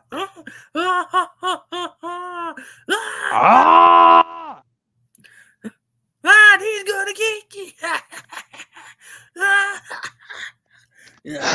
Yeah, and of course, later on, he just try to do driving backwards, and he calls out that he's in love with Miss Sally, but he's really not. I know, that's right. And he says, ha ha. He says, "You're in love with Miss Sally," and yeah, hello, there's Miss Sally. What? Huh? Where? You're in love with Miss Sally. What, Mater? No, I'm not. You're in love with Miss Sally. You're in love with Miss Sally. You love her. You love her. You love her. You love her. You love her. No, Mater, enough. Will you stop that? Stop what? That driving backwards stuff. It's creeping me out. You're gonna wreck or something. Wreck? Shoot. I'm the world's best backwoods driver. Just want to say that right here, my boy. Whoa, watch out. Mater. Yahoo! Hey, take it easy, Mater. He's nuts. You don't need to watch where I'm going. That's when you know what I mean. Whoa, how'd you do that? Rear view mirrors. We'll get you some, and I'll teach you if you want. Yeah, probably took part in my this big race of mine. What's so important about this race of YOLOs anyway? It's not just a race. We're talking about the Piston Cup. I'll be the first rookie in history to win one. Okay. Yeah. Oh, of course. Let's see if I can think of another one off the top of my head. Okay, so probably I think I might hop off in just a few minutes. Okay, just if you got stuff to do in a few minutes, like, or I'm probably just gonna relax and chill since worked hard all afternoon. I know it's important to relax after working so hard. Yeah, my feet are pretty tired too. But okay. Yeah, well, at least I still got I got to hang out for a bit because I'm still gonna be on your. I'll still be on some of your live streams. Don't worry. I know, but anyway, let's see if I can think of one to end off since I know you'll be leaving in a few minutes. Let's see if I can do this impression, kind of like this one where it goes. We'll just like to let you go, and eventually, like this one where it goes. Dad, you can let go now. Sorry. Now go have an adventure. Bye, Elmo. Nemo. See you after school, Dory. Bye, Dad. Bye, son. This is And for Glenn McQueen, 1960 to 2002, Pixar animator.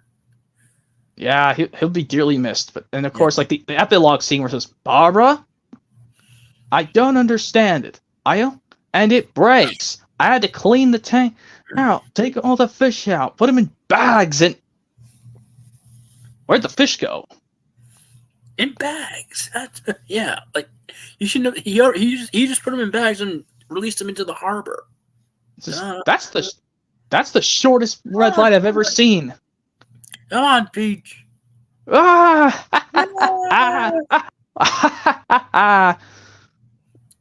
what?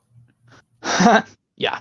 Then beyond this, the end credits and the Beyond the Sea by Robbie Williams. It's a cover. Yep. That his version was released in 2001, but I wonder why they decided to put it as the end credit song. Well, it was also in some of the trailers too. Yep. And also, like, one Easter egg during the end credits, you could see Mike Wazowski from Monsters Inc. swimming in the underwater. Yeah, that's right. In his like diving suit as he wore for a disguise while he was trying to while him and Sully were trying to handle Boo. They kept getting scared of her. Anyways, I think I'm gonna hop off now and chill. Okay. You can go and chill and beyond. So yeah, like I said, thanks for everything once again. I'll be looking forward to the next live stream. Of course. We have a video game one next week, right? Yep. Of course. Well, in that case, good night. Good night, sir. Good night. Right, I'm by myself now, guys. Hopefully waiting for some people to join while I'm talking about some stuff about Gum Robber to please him. Yep, I'm pleased I'm doing this for Gum Robber. I've got some stuff to make him proud.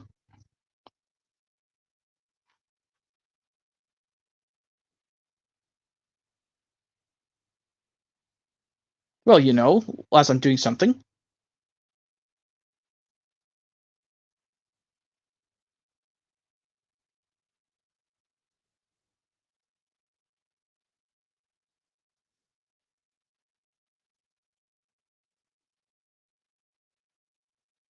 Oh, you're back, Green Tank Engine. Oh yeah, as I was trying to say, I'm doing some cool stuff to make Gum Robber pleased. Some of him, at least. I do want to show him off this thing, guys. Because I need to be talking about him, because this is for him. Oh, guest. Who's trying to get in? Oh, it's Green Tank Engine. I don't know if I can allow him in. I know both him and I have laid in the Tramp. Not this particular version, but both of us have the this poster that looks like this, but our Blu-ray versions are different because I have the 2018 Blu-ray release. Like I mentioned before, this bonus feature, the Dogpedia, going to the dogs. Well, Puppypedia, I should say. I keep saying Dogpedia. It's Puppypedia, but it says the thing going to the dogs. That was carried over to the 2012 Diamond Edition Blu-ray release, but I replaced it with the 2018 Signature Collection Blu-ray because I want to have the logo error fixed.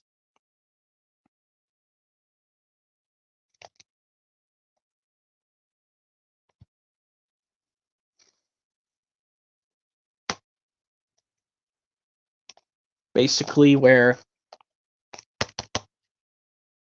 that one, it has one of the bonus features from the 2012 Diamond Edition Blu-ray carried over to the 2018 release of Blu-ray of Lady and the Tramp, which is the Disney Diane Miller Remembering Dad.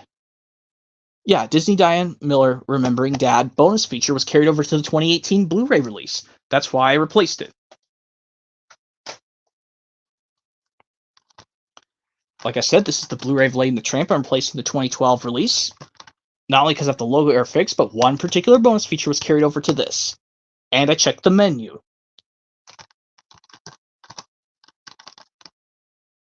Yeah, Green Tank Engine, I don't know if I can add you if that's okay. I want to let other people that I know a lot to also please join.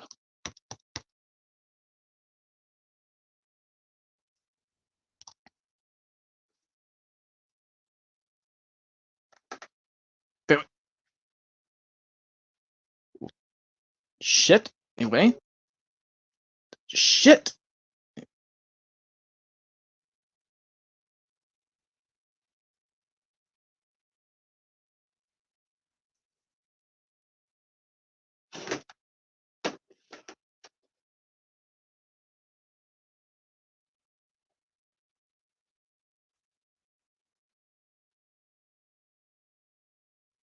There we go.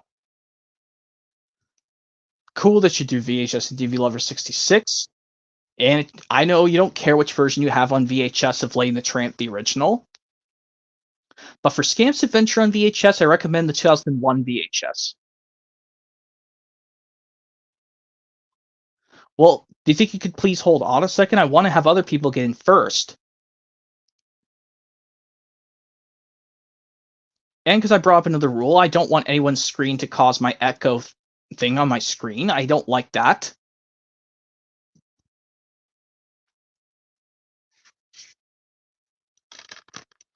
Yep, there's the Animals Aboard release, which I know Gum Robber's never getting, guys.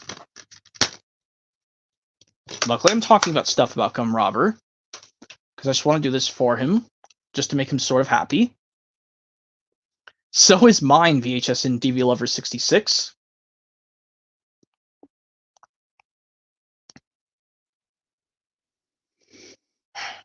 And also, I'm sure you guys are aware of this, that I know Gum Robber's the similar thing of mine.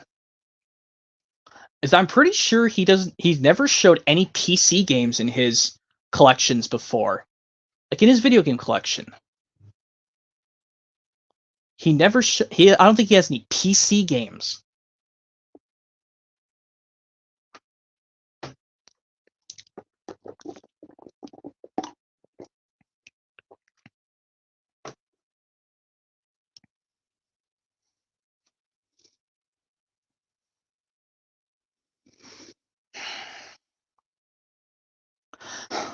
And I know this about Gum Robber, guys, because I know I've been wanting to do this for his early birthday, because his actual birthday's tomorrow.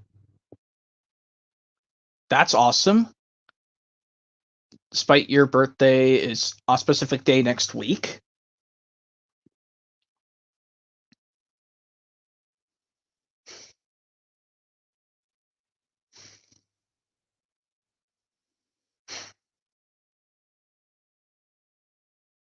And of course, I know Gum Robber will be pleased that I have this thing like I have it like him, guys. My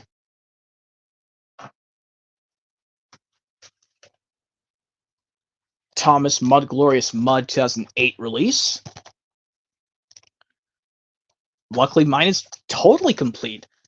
Now the only thing Gum Robber needs to do is get a slipcover for his copy. Well, yes, I know he's trying to do it.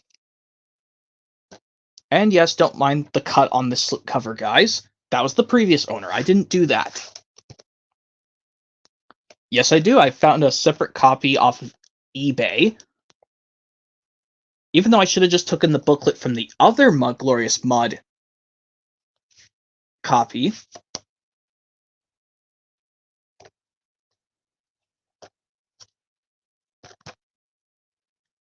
What's that I saying? I don't know what he's talking about.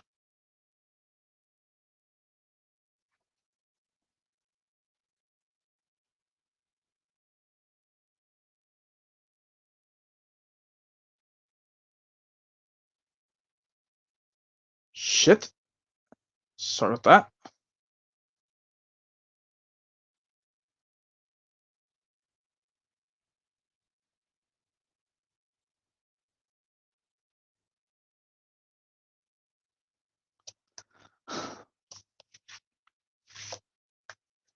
It's alright. I've done that on accident before. When I do that error, VHS and DVD Lover 66, I immediately delete it and make another one. I delete it and put another comment to make up from the last one. When I put it on accident, I just fix it.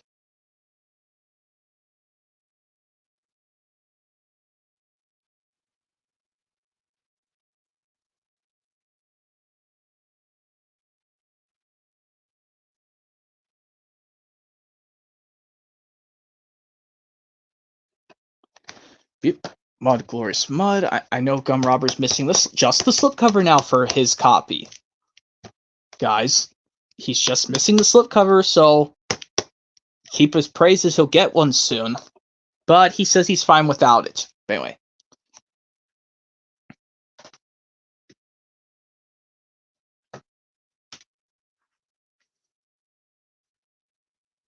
Yeah, I just need to find what I'll basically do is get Lionsgate releases of Bob the Builder releases I already have, because I like the original Hit Entertainment ones better.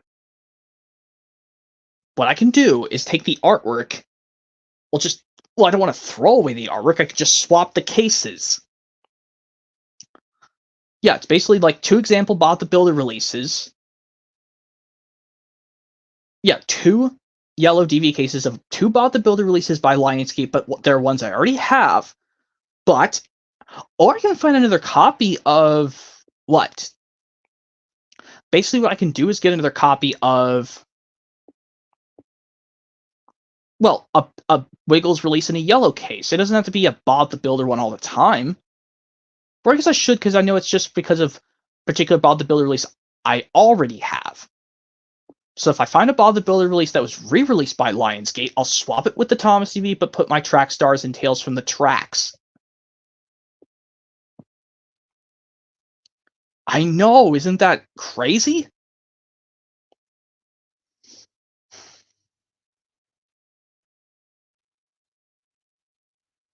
That's cool you do, so do I. The VHS is rare, good luck finding it. But yeah, what was I trying to show? Oh yeah, Oliver and Company, my all-time, like I said so many times, my all-time favorite, just regular Walt Disney animated movie, because like I said, this was their last movie of the original timeline before the Renaissance timeline started out a year after that with Little Mermaid in 1989. You have 6 VHSs, but I forgot to say no spam commenting, please.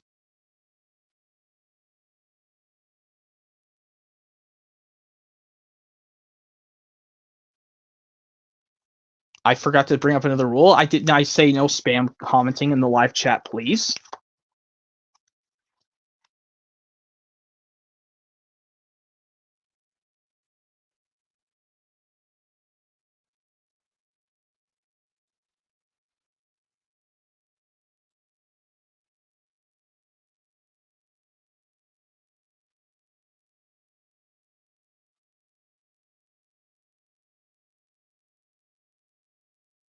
But anyway.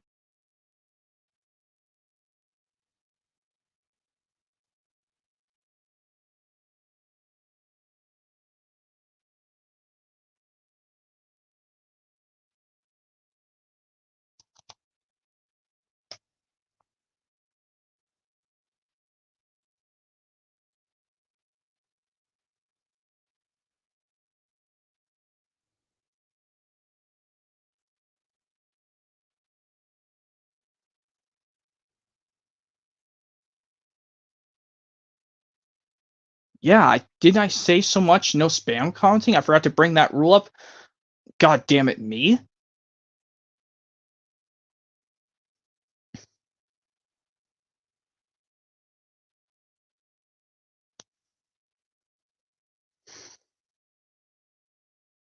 And hello to Thomas Movie Fan 123.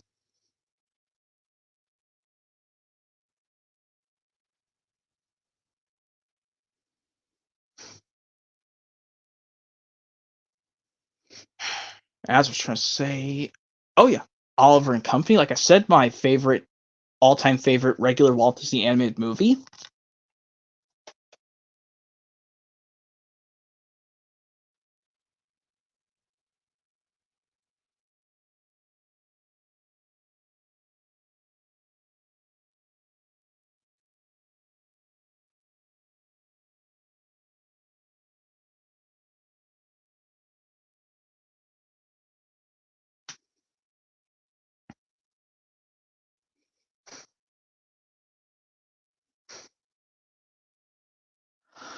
Anyway, as I was trying to say about Oliver and Company, which I know Gum Robber has in this pack, yes, with this and the Fox and the Hound 1 and 2, but I got these separately.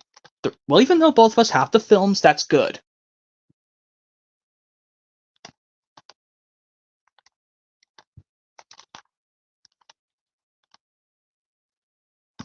Excuse me.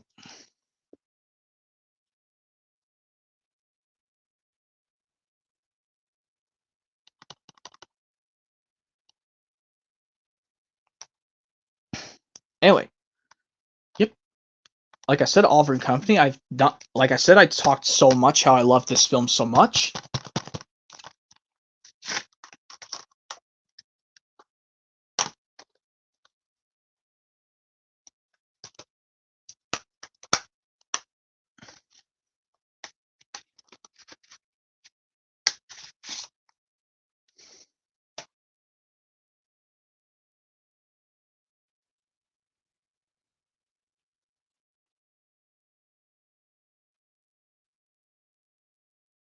And I said, yeah, me and Gum Robber have that film together.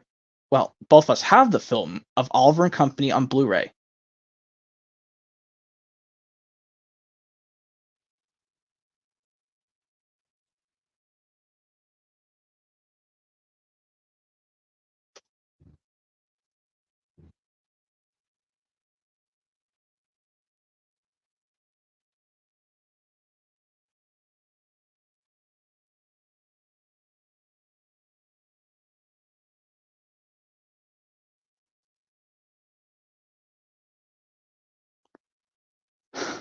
Well, I love how the cat Oliver is the main character in Oliver and Company, and how he just wants to be in a home, out the streets, and eventually, like, he runs into this famous dog Dodger, a very old dog, well, kind of old dog, voiced by Billy Joel, yeah.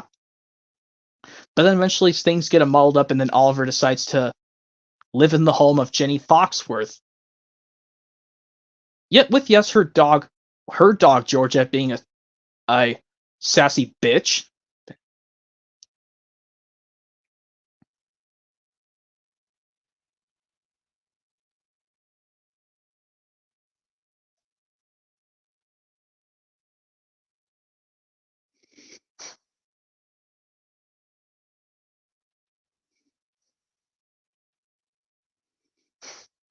But anyway.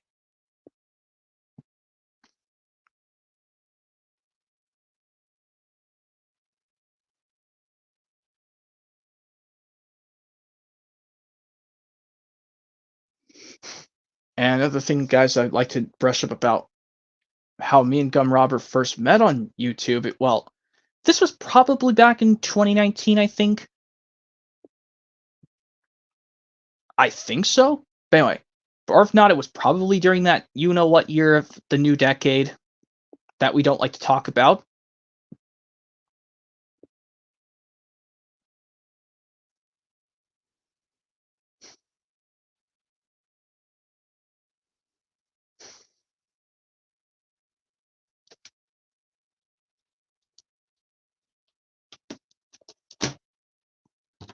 And of course, I'm showing a Dragon Tales DVD because I know Gum Robber doesn't have a single Dragon Tales DVD quite yet. But he says he wants to get ones with season 3 because he said in one of my past streams, I should say, not previous stream, he said he would like to get ones with season 3 episodes of Dragon Tales.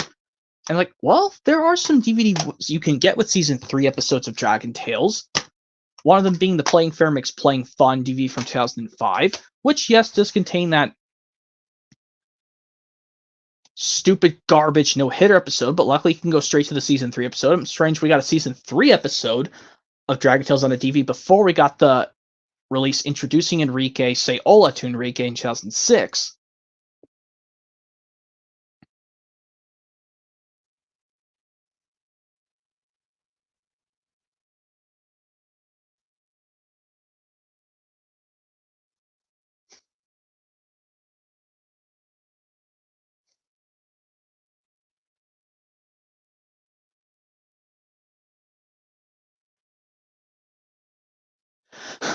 And another thing I want to brush up that me and Gum Robber did before, guys, is that I can show him that I do have this Tommy Thomas kind of like him. Well, don't want to turn it on because I don't want the grinding gear noises to drag up through the stream, to push along during the stream, so I'm just going to turn it like this without. Because, like I said, I like these merchandise tiles where not only can you let them run on their own, but you can push them like a wooden railway toy. That's what I like. Like I said, I brought this up. This is why I think I own a little bit of wooden railway. But Trackmaster, I'm going to regain some of my stuff back.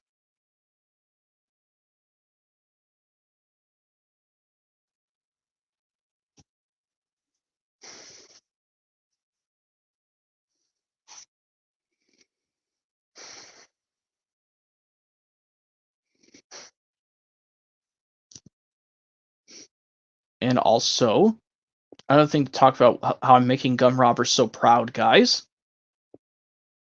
What is the question you have, VHS and DV Lover 66? It's okay, Green Tank Engine. Just wait every few minutes.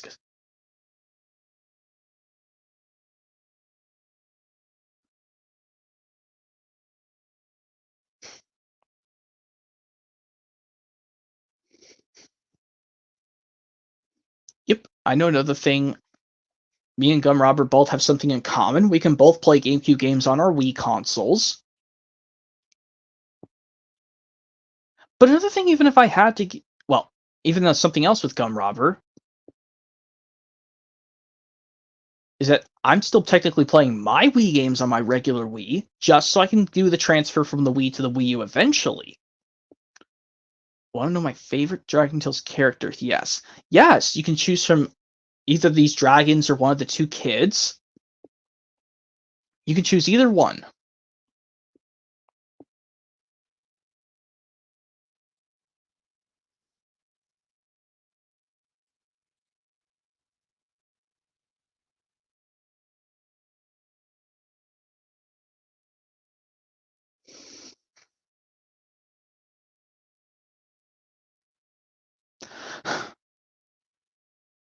Here's a clue. Okay, the first clue.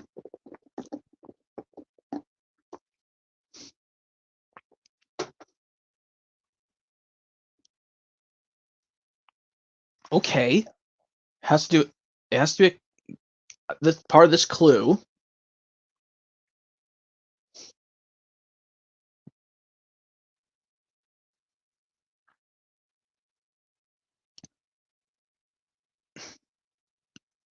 Pardon me.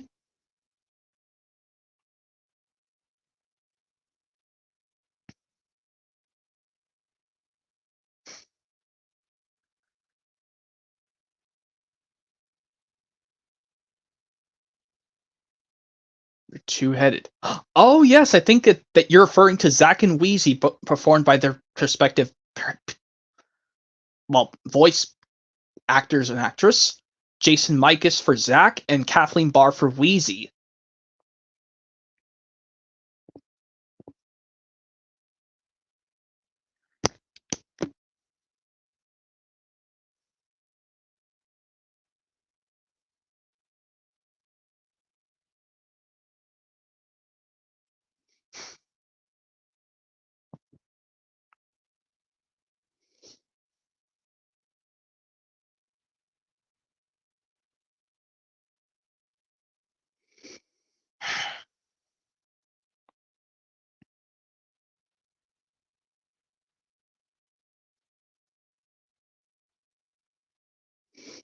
Wait. Okay, now I was just talking about more stuff about Gum Robber.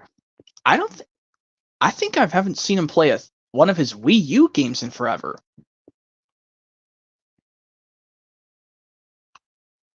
Yes, indeed, I'm correct. Everyone loves Zack and Wheezy from Dragon Tales. By the way,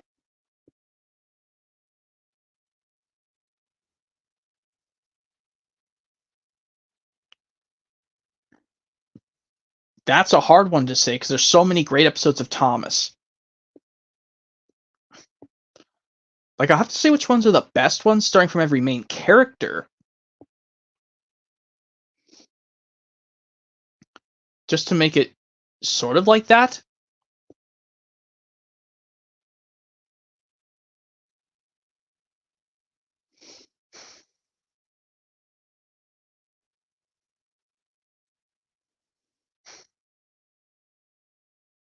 The main 11 go from Thomas to Oliver. But I have to go from each character, going from all the models, fully model stuff of Thomas. Because, unfortunately, like I think Season 15 is the worst, where Thomas doesn't do anything right in any of these episodes. Okay, maybe except for Let It Snow from season 15. And 14 would have to be Jitters and Japes, and well, for 13 I'd have to pick Splish Splash Splosh. That's just going to take a long time, Green Tank, and I'm just going to roll and say I think I like a majority of the episodes.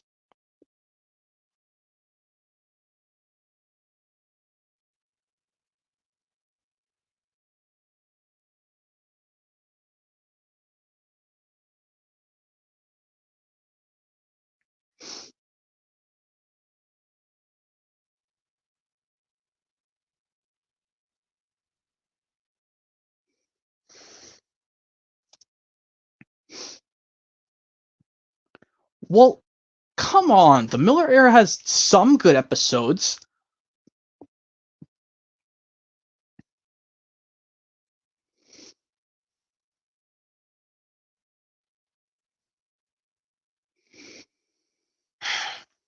But anyway.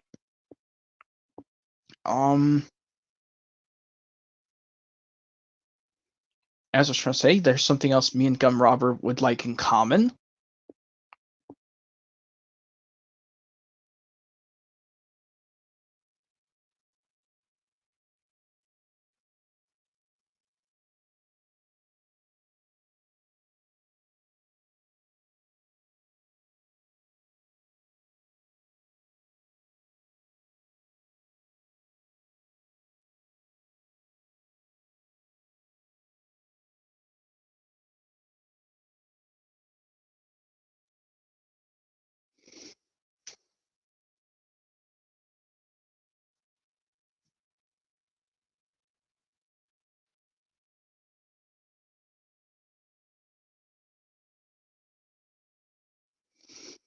Anyway, another thing I want to bring up with Gum Robber, guys,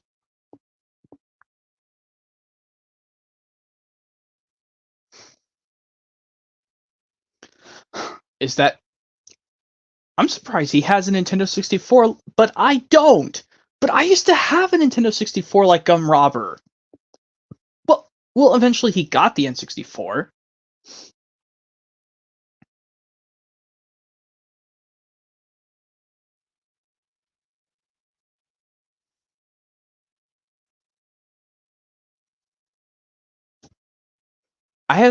Remember having that Jungle Green N64, but then I lost it, which made me so pissed off.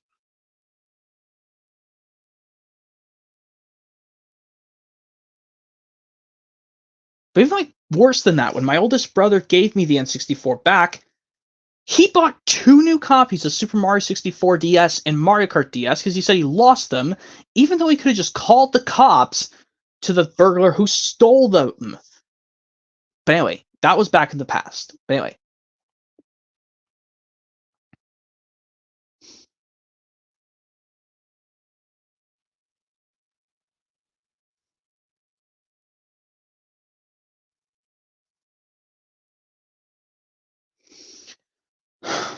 But these days I'll just have to get that, well, green N64 back.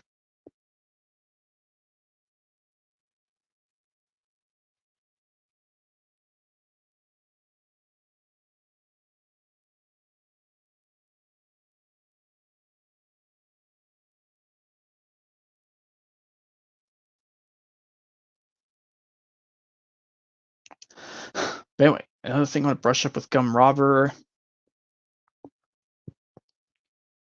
Something that I did that for some reason he's keeping. I got rid of the VHS of the first Toy Story because why do I need that 1996 VHS of Toy Story when it has the poster art from the original VHS on the 2011 3D Blu-ray release?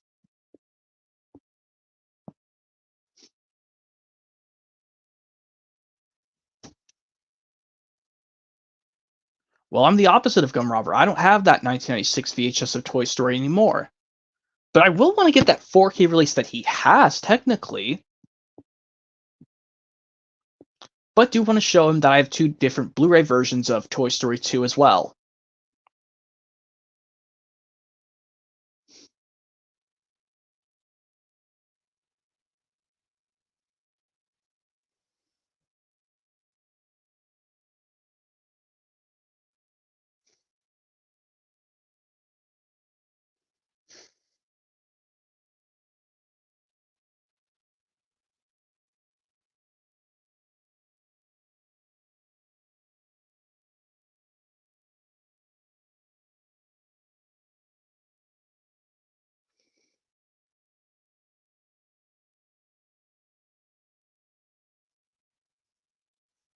I'm sorry, I feel like I'm being annoying, but I have a question. What's the question, Green Tank Engine?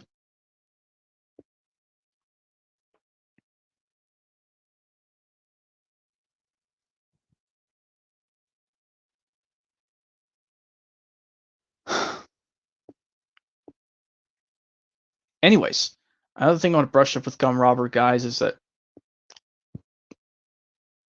I'll have to get these 4K releases of the Pixar films he has. Like the Pixar versions of the 4Ks he has. But just don't do it from Cars 2 onwards, or Toy Story 3 onwards. The only reason I'm getting these ones up to Cars on 4K is because these ones, they originally had a VHS. But I'm not going to own their VHS counterpart.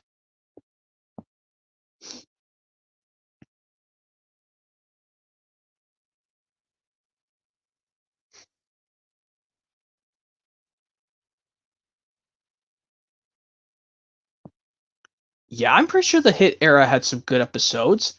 If you had to go from each episode to the next, you just have to say which one you like and which one you don't like.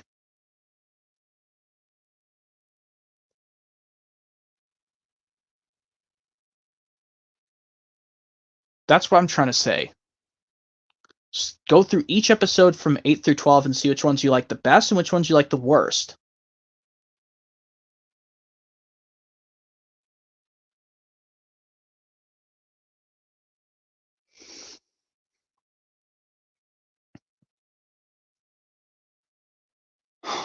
Yep, Halloween is the best episode from season 8.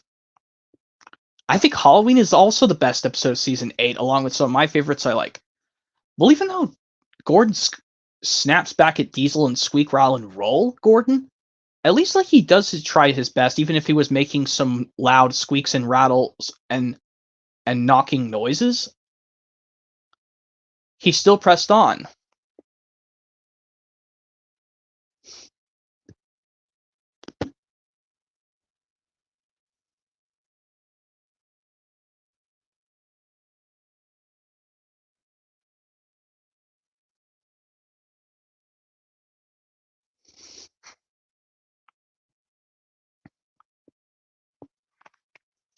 And another thing I want to talk about with Gum Robber, I'll have to tell him that I got a cool SpongeBob Gift Set on DVD with the first 2 seasons inside.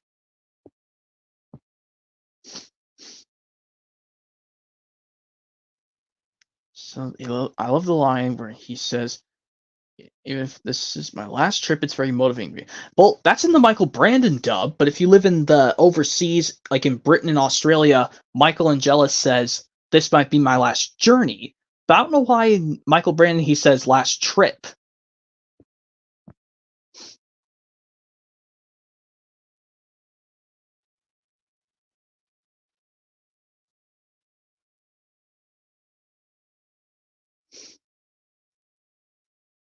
But yeah, I would like to show Gum Robber my.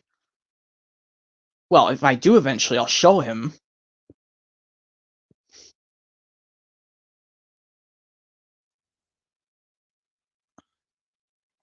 Well, I'll tell him that I have a SpongeBob thing like him.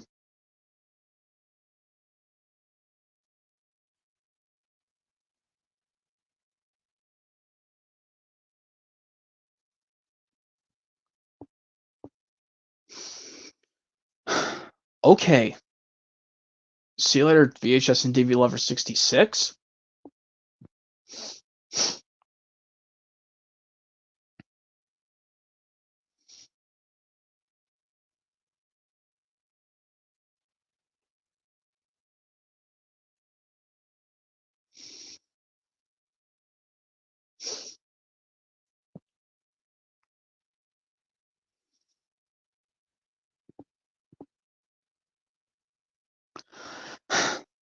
Anyway, another thing I want to brush up with Gum Robber is that I actually kept my Family Guy volume sets, but he got rid of some of his. Well, he got rid of all of them because he says he doesn't care for Family Guy, but I respect his opinion. Hopefully, you guys are hearing me saying this to him because I need to be talking about him. But luckily, I'm just doing something just to keep him very happy.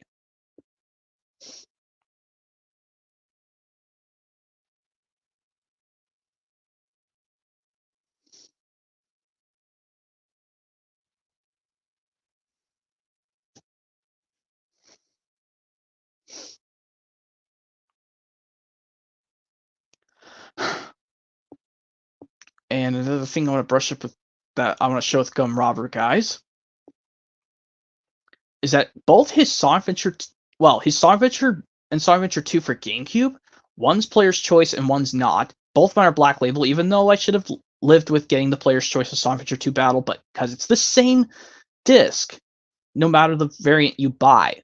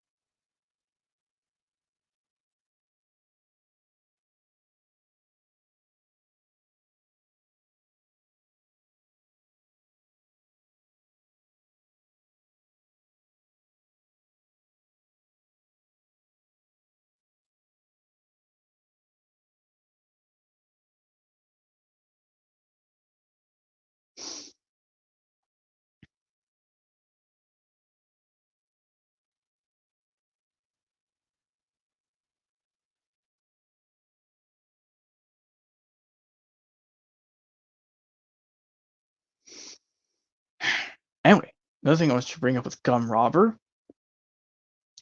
is that both me and him have that Mario Kart Double Dash copy for GameCube, which both contains the original and the bonus disc.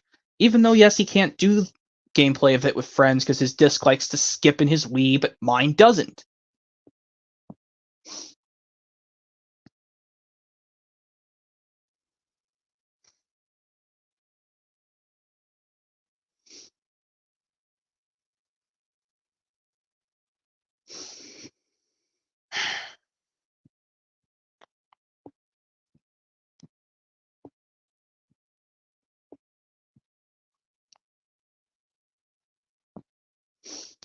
I know this will surprise you guys as well as Gum Robber, but yes, I know you guys out there are going to probably get crazy me saying this. I'm just going to own just the original Independence Day on DVD alone. I'm not getting that in the 2-movie pack. Not only because I'm scared I'm going to get the UK variant, but I hate Independence Day Resurgence. I'm not getting that. That 2-movie pack. That's why I got that original, the 2000 DVD of ID4 Independence Day, the 1996 movie, but the DVD's from 2000. Even though I know probably Gum Robber's not going to get that movie, even though I think he's seen it. I don't know if he's seen it before, guys. Luckily, I'm keeping myself talkative more, because I'm talking to stuff that me and Gum Robber have some things different, some things in common.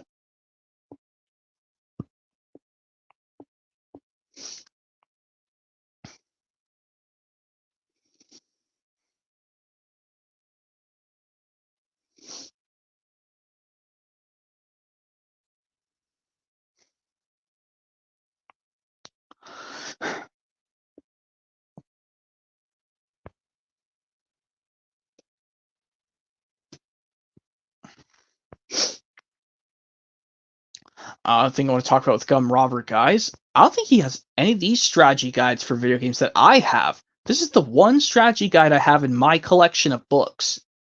Well, relating to my video game stuff, that's being the Super Smash Bros. Melee official guide for Nintendo Power. Well, it's blocked by a sticker. Well, I don't want to bother showing it. Well, even though it's not really a real reading book, I guess I'll show it. Here's what I'm talking about, the strategy guide. Now I can show it with my full-on face. Some of these pages may be a little folded over, but that's okay.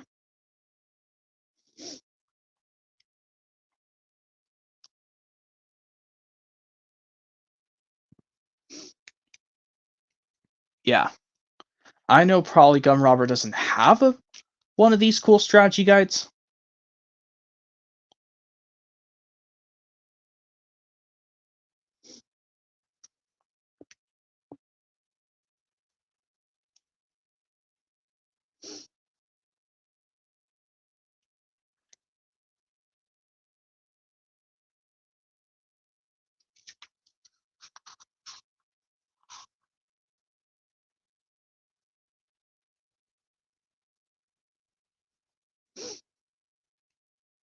She had a Nintendo 64. Yeah, good luck finding one.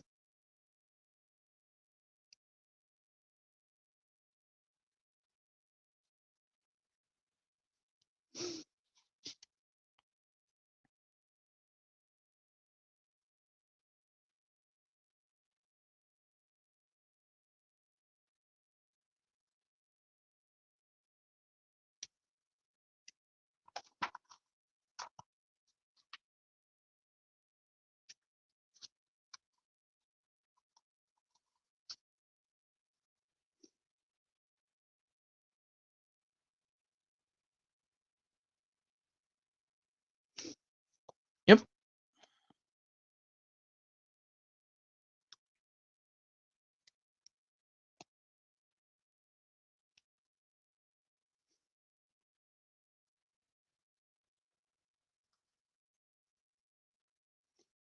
Yeah, Gum Robber, I know if you're seeing this, I know you don't have any, if you do have any strategy, guys, that's cool.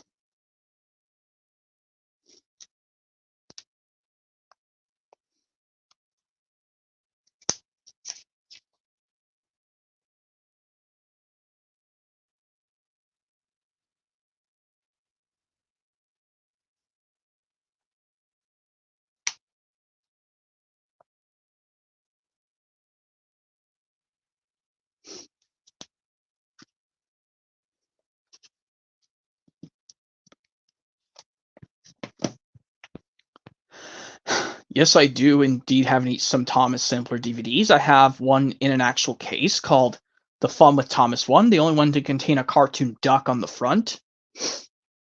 The only model series Thomas something on DVD to have duck on the front.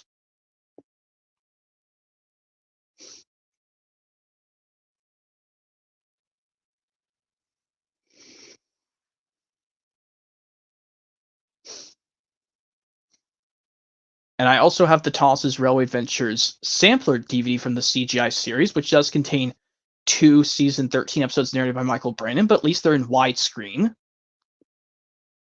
But on mainstream releases, they're unfortunately in full screen.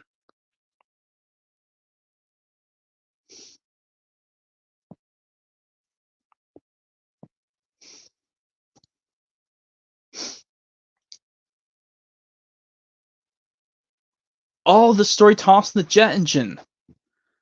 You know, that's something. I know Gum Robber's not going to get that green tank engine, but Enrico Jr. Gomez has that. Even like with Lego Lover 117, even though I don't talk to him anymore until he got his thing situated.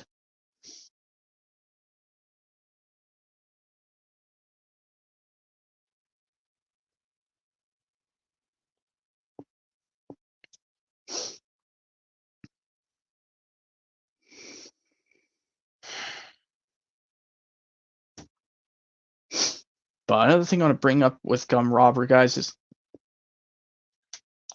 I know, yes, this is the 101 Dalmatians live action adaptation he's missing is this one. He has the second one, 102 Dalmatians, on DVD by itself. Not this one yet.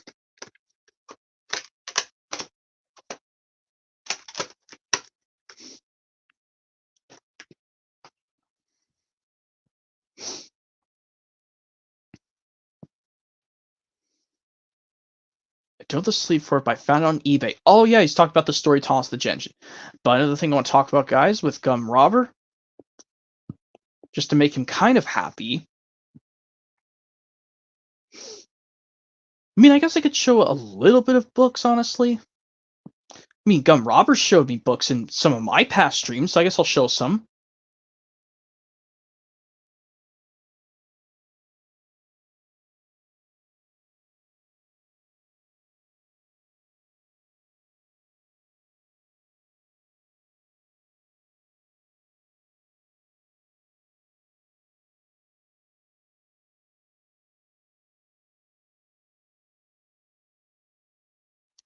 Here's some cool books. I just wanted to show you, well, everything, because, you know, Gum Robber does show a lot of stuff.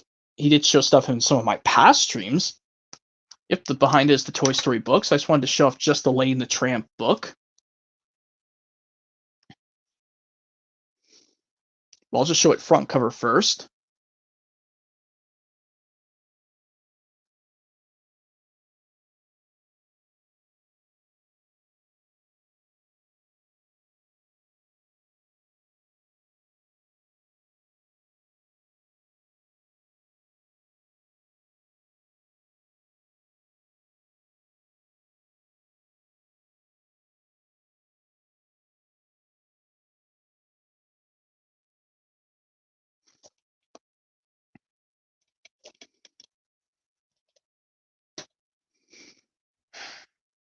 And another thing for Gum Robber to make him pleased, guys.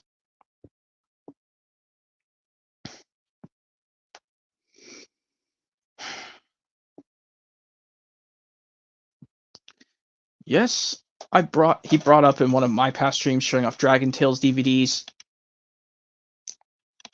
Which girl?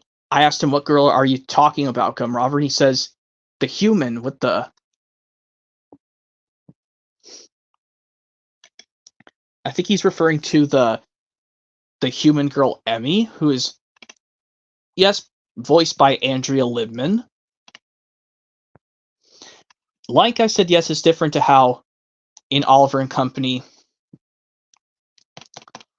Jenny Foxworth is voiced by Natalie Gregory, who is different to Andrea Libman.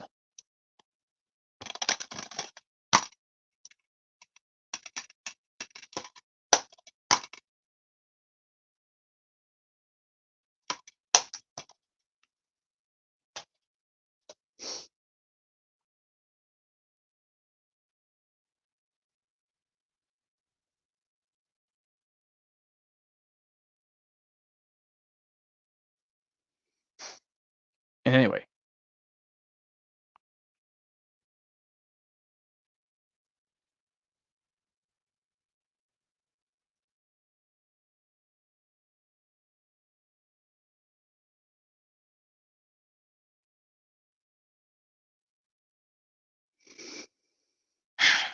Anyway, another thing about Gum Robber, guys,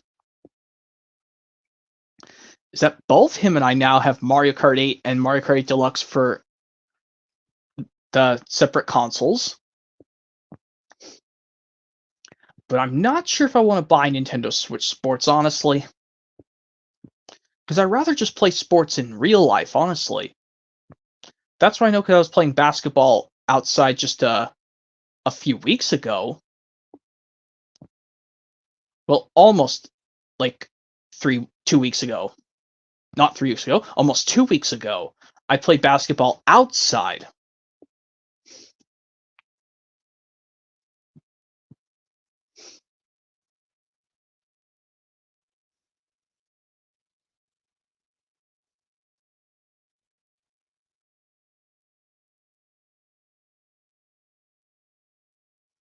Because, like I said with the original Wii Sports, there's no way to, like, beat the game. All you do is just play it for fun.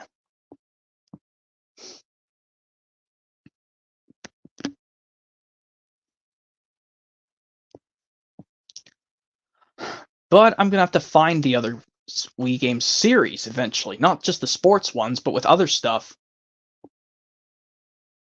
Like, I know I am missing the sequel to Wii Play on Wii Play Motion.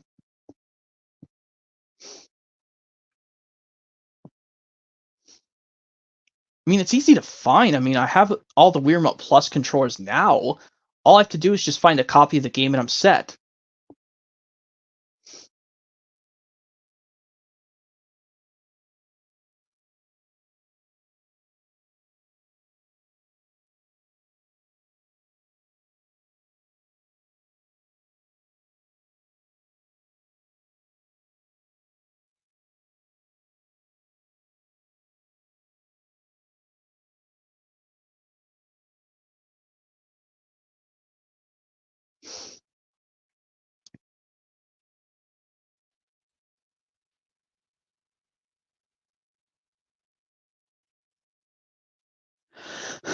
Well, anyway, and another thing, guys.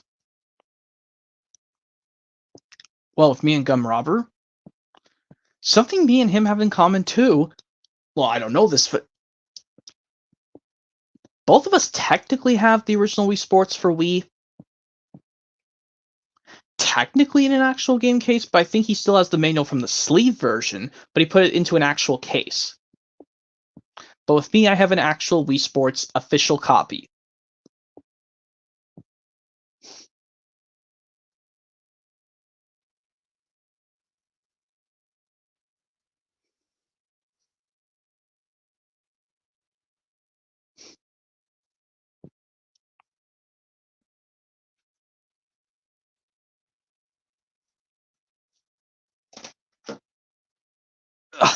And yes, of course, I know he doesn't have this version of Smash Bros. For Wii U yet, but I do have this indeed. Oh, guest. Who's trying to get in? Oh, Jake Martin, yes! Hopefully he can join, no interruptions. He's not playing anything on the TV right now. Hopefully check to make sure, Jake Martin, just to be sure.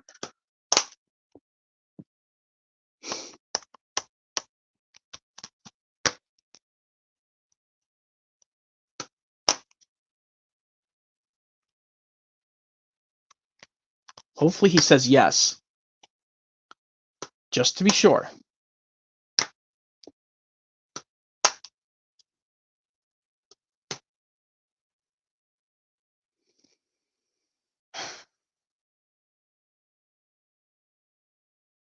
I'm pretty sure he's going to say yes, but let me just go ahead and add him. Yes, please. What is up, movie and game lover? Great, Jake Martin. Welcome to this early birthday stream for Gum Robber's early 24th birthday indeed. Since I know today is his last day of being 23, I decided to do this for him turning 24 tomorrow. Yep, he'll be 24 tomorrow. Yep, tomorrow is the 19th. That's why I'm doing this today on the 18th, to contribute his last day of being 23 years old. Because I know 24 is not really a fun age. It'll be much more fun when he's 25 next year. That'll be a really fun thing to do. But anyway, yep. Just showing off some stuff to popularize about stuff and me and Gum Robber have in common.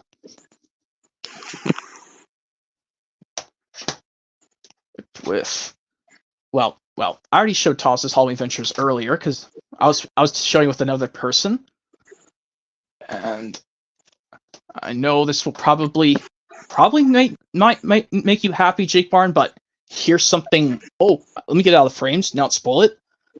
I has to go down to this. I picked out a Backyardigans DVD. This one's called The Legend of the Volcano Sisters, but I know feel free to back away if you don't like Backyardigans right now. Get it? Back away from Backyardigans if you don't like it. I'm backing it away, so... Okay, pass on it, absolutely. But the reasons I just got this DVD anyway is because, well, the show's main creator, Janice Burgess, who passed away recently earlier this year in March, I just decided to get this, well, just to make her happy. Oh, bother. Yep, even like she's the co-creator of Blue's Clues, but Tracy Page Johnson is the main creator of Blue's Clues. But yeah, but this but really now since you're here, Jake Barn, I'm gonna think I can see if I can do the reaction for real this time. Well, the other one I did fully, but did a different way. But let's see if I can do the reaction fully for real this time in just a few minutes. Okay. So let's just keep talking normally, or we can do well, no, that's when I do it. When I have a few minutes left, I do impressions.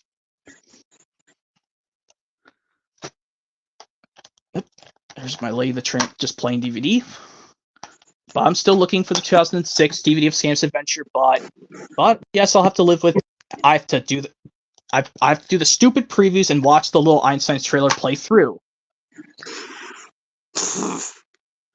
Yeah, right. Same goes to me. If you get this on 2006 DVD or that classic cartoon favorites 2006 DVD starring Mickey and Minnie as well.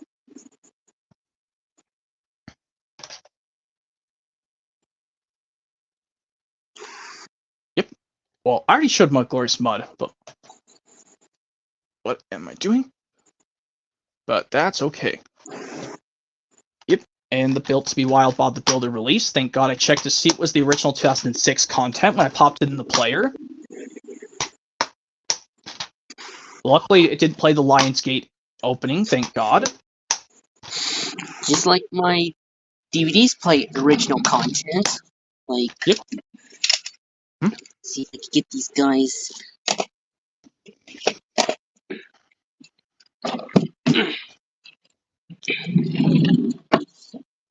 Right. Yep. The Barney Read With Me Dance. Yep, I have both of those. Yeah, this one still has the original content, and so is this one. Yeah, it's artwork instead of a clear disc, which Yeah, clear discs kind of suck because how They can easily be fingerprints. Yeah, they suck. They suck if you get fingerprints on the disc. So Yep, best to always get the original, but yeah. And strangely enough, even though this one comes in a purple case, mine comes in a black case. Ever since I picked this DVD up from FYE.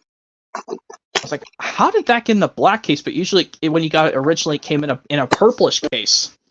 Yeah, just like other Barney releases come in purple DVD cases. But yeah, and I know another thing that I think I'm probably not going to get Barney's Great Adventure, the movie. So, in this, like I did show you the Backyardigans TV, but yes, pass on that, Blue's Clues, and Franklin. Even though Franklin's a really awesome classic Nick Jr. show. Which, yes, of course, and if you're wondering, is there a blue light flashing on my fingers? No, it's my TV, and I have my VCR turned on, and even my combo player, and the TV's muted, so luckily I'm not getting... Yeah. Yeah, I'm good at avoiding getting you copyrighted, so... Yeah, because I said, no, don't play anything copyrighted. I have the Barney's Great Adventure VHS popped in, because it's true. Well, let me fast forward it a bit. Well, yeah, they put the Franklin trailer on my Barney DVD. But when I watched it through, I didn't complain about that, because I think Franklin's an awesome Nick Jr. show compared to Blue's Clues. Polygram, what on earth are you doing? Oh, snap, I had the captions turned on. Forgot to turn it off. No, it's okay. As long as it's muted, I don't hear the music playing, but I'm going to be doing the reaction in about 2 minutes. Yeah, I had the Thomas and Friends DVD popped in. Trust Thomas. Yeah, it's the one with... It has the Mavis episode. With the 10 Years of Thomas text.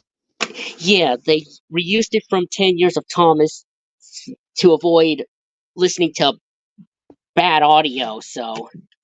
Yeah, the original VHS master of the... Yeah, the audio from the original VHS master doesn't sound good, so...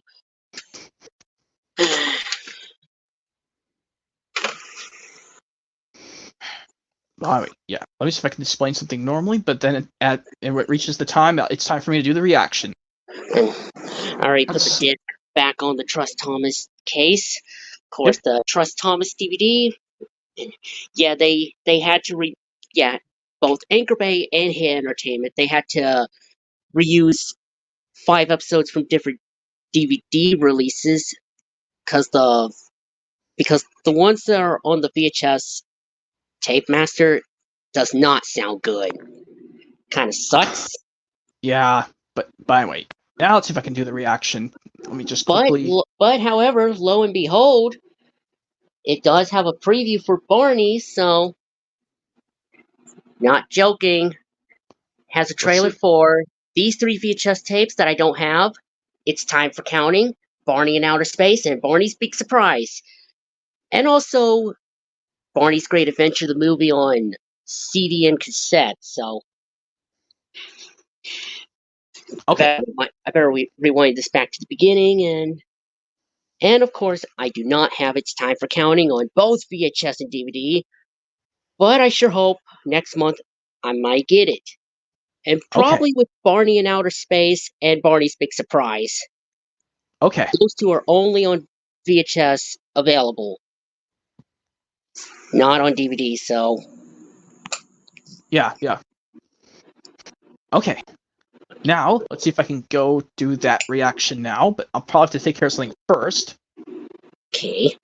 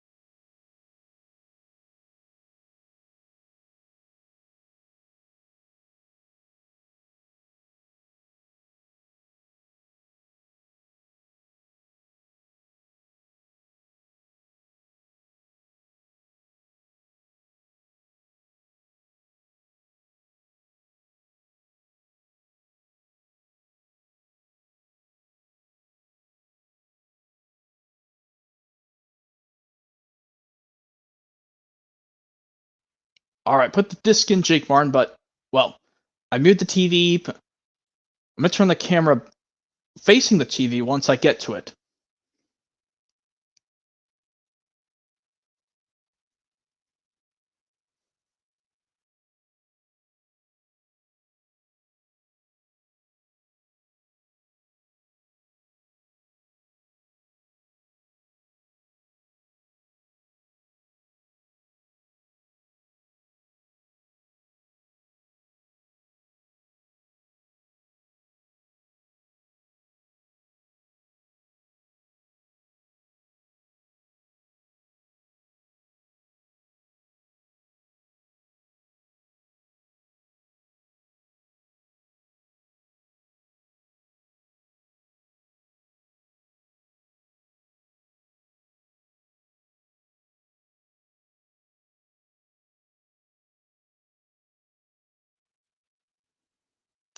Alright, here's the first thing, Jake Martin. Where this one we start with Finn about to hug Max and Emmy.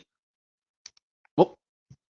And then, let's see how this one, well, it's just going to be a sweet one, but we're going to see what's wrong with Cassie. Well, hopefully you can keep your thing muted, but then it should make this a lot easier.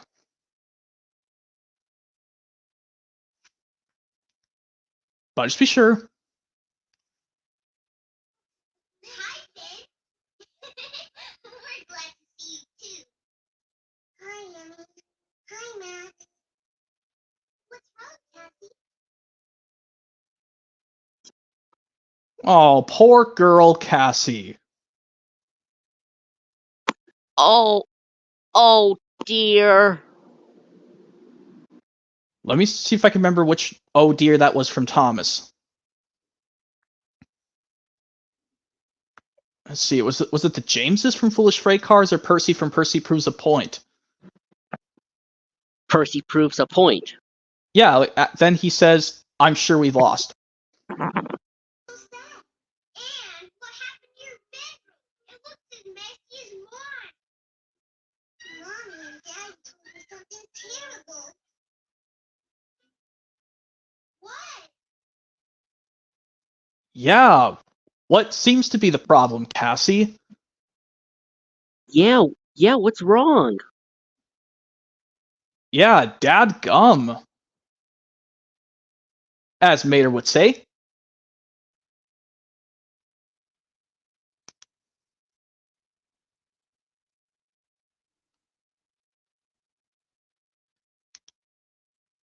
what's wrong with this room? Nothing. It's perfect. It's just my big family keeps getting bigger. That's right, Finn.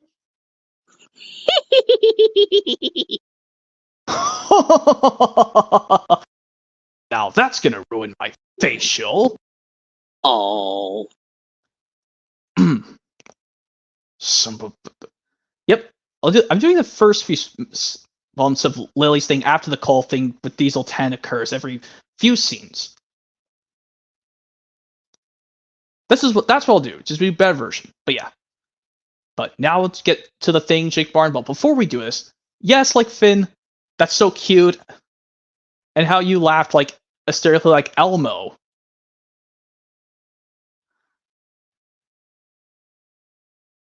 I could do some Elmo impressions, but not right now, of course. But I do know how Elmo sounds like.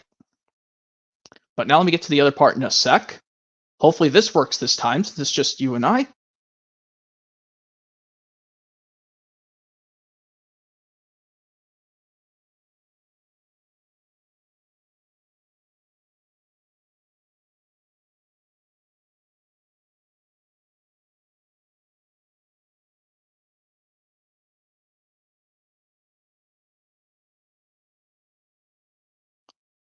Let's see now. I can see if I can do the Finn's I'll help. Okay. Sure. Okay. Left it at 38.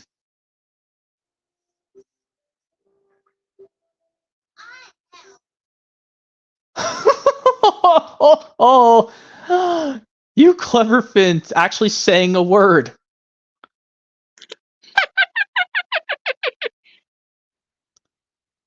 or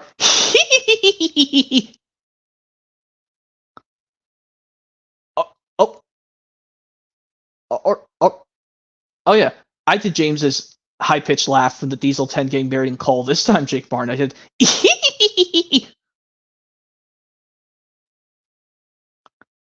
oh, oh,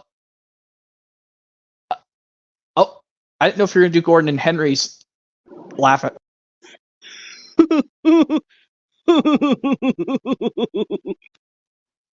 Now that's going to ruin my facial. Oh. So, but bet you can't climb that tree. Huh.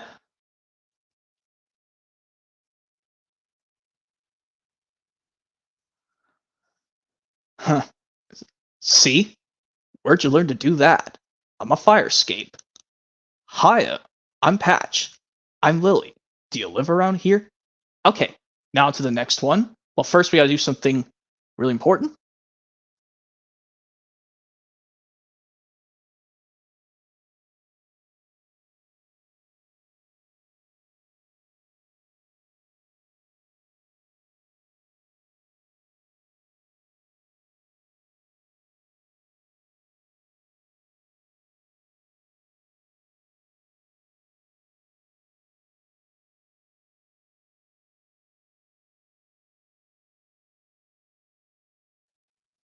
Oh, here comes something that's gonna hopefully doesn't make us both upset, Jake Martin. You'll see in a minute.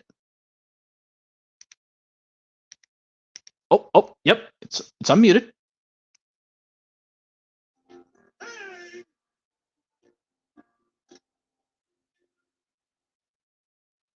Oh, phew, what a relief he didn't cry. Ooh. That was close. That's like, I should do this impression from a Leapfrog video, or I don't know how the characters would say phew. Or the engine saying phew, that was close. Anyway.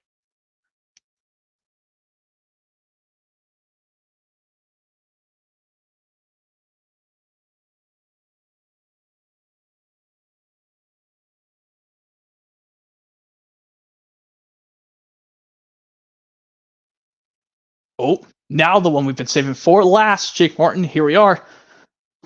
Well, oh, yep, my thing's unmuted. But just to be sure, check. Oh, nope. I like to check. There. Volume's on. Now we'll play it.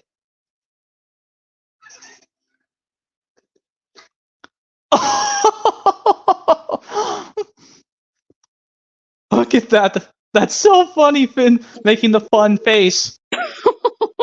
Yeah, very funny indeed. Yeah, as the three big engines laughed from Magic Railroad at Diesel 10 doing that silly thing. Well, now that I did James first, you can go first with James's this time, Jake Martin. I'll do the Gordon and Henry one.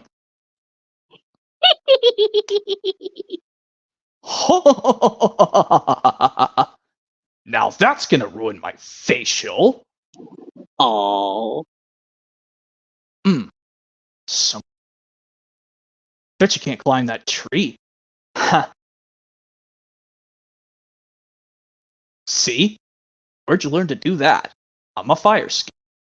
Hiya, I'm Patch. I'm Lily. You live around here? Yes, my mom and dad from the States.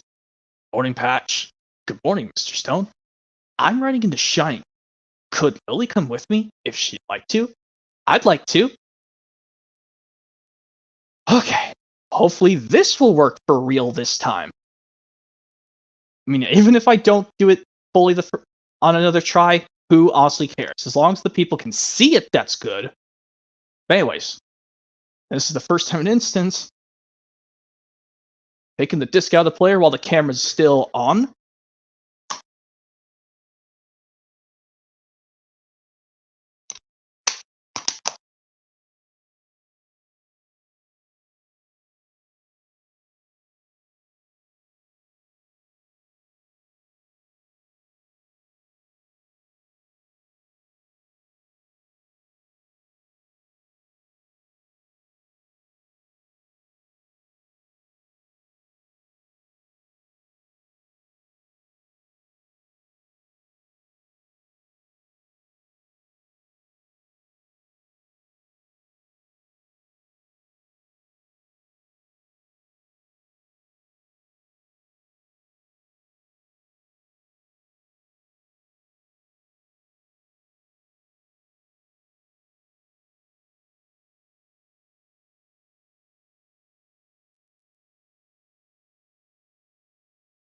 All right, my face is facing this way again, Jake Martin. Now for real. Hopefully. Now for real. This reaction out of the way. Hopefully for real. Yep.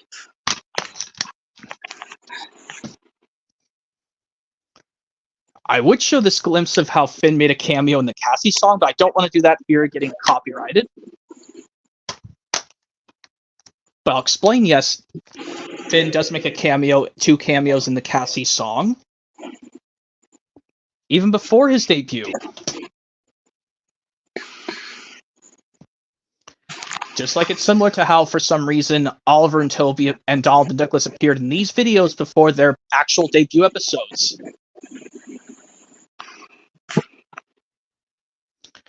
And you're wondering what set I was bringing along with the Dragon Tales DVD, because that disc was still in the player, because I didn't want it to interfere with me, was the iCarly Season 2 Volume 2, the disc 1 of this set.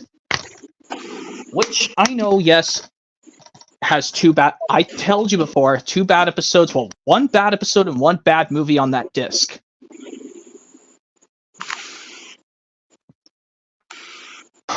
And I know you said one of your SpongeBob DVDs does have a trailer for iCarly on it.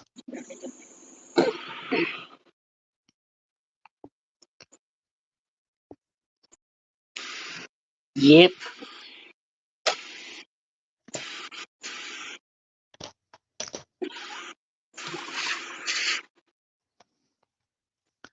And of how this... I don't know how someone could do a reaction to the whole Lay the Tramp 2 Scamps Adventure movie.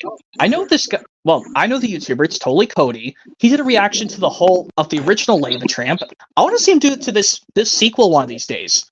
Well, I'll ask him eventually. Not right now, of course. I'll ask him, like, maybe eventually soon. Can you do a reaction to Lay the Tramp 2 Scamps Adventure? Yep.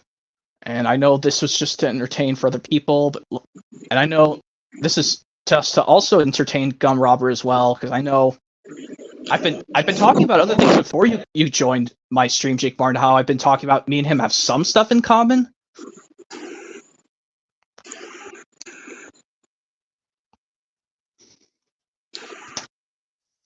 But here's something new. I think I showed you this, Jake Martin, or if not, here's Hotel for Dogs.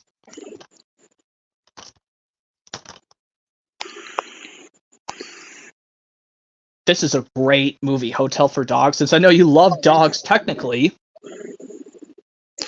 Well, I only like dogs in movies, and even Wags the dog from the Wiggles, and of course, Scruff D, from Bob the Builder, of course. Yeah, but this movie you'll probably like, Hotel for Dogs. Because, like you said, yes, you like dogs in movies and shows. Why not try this one? Well, Yep. if you've seen Hotel for Dogs, that's nice. But if not, I promise no spoiling it for you. Okay. I mean, I wonder if you did see it back then. If not, you can always get it on DVD. I don't think I saw it before, so... Okay, I won't spoil it for you, but I recommend trying it out.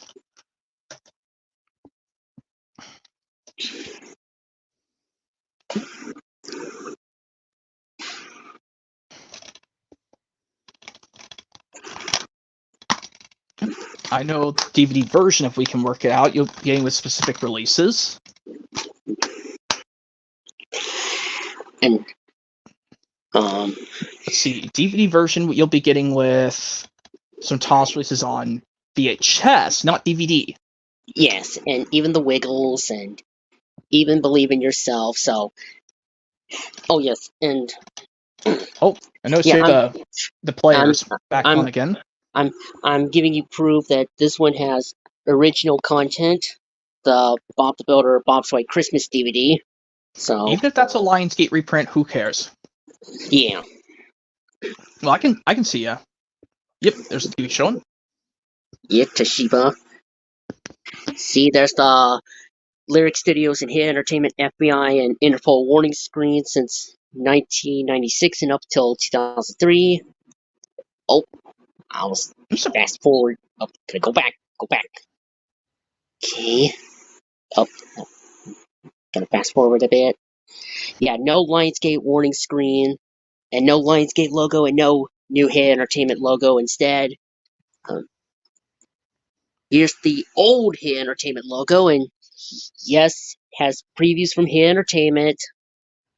Like Kipper Let It Snow, I do not have. Neither do And, I, but I want to get it. and the Wiggles, a Magical Adventure, a Wiggly movie, but it's the early title called Dorothy's Magical Birthday, a movie adventure. And A Christmas to Remember.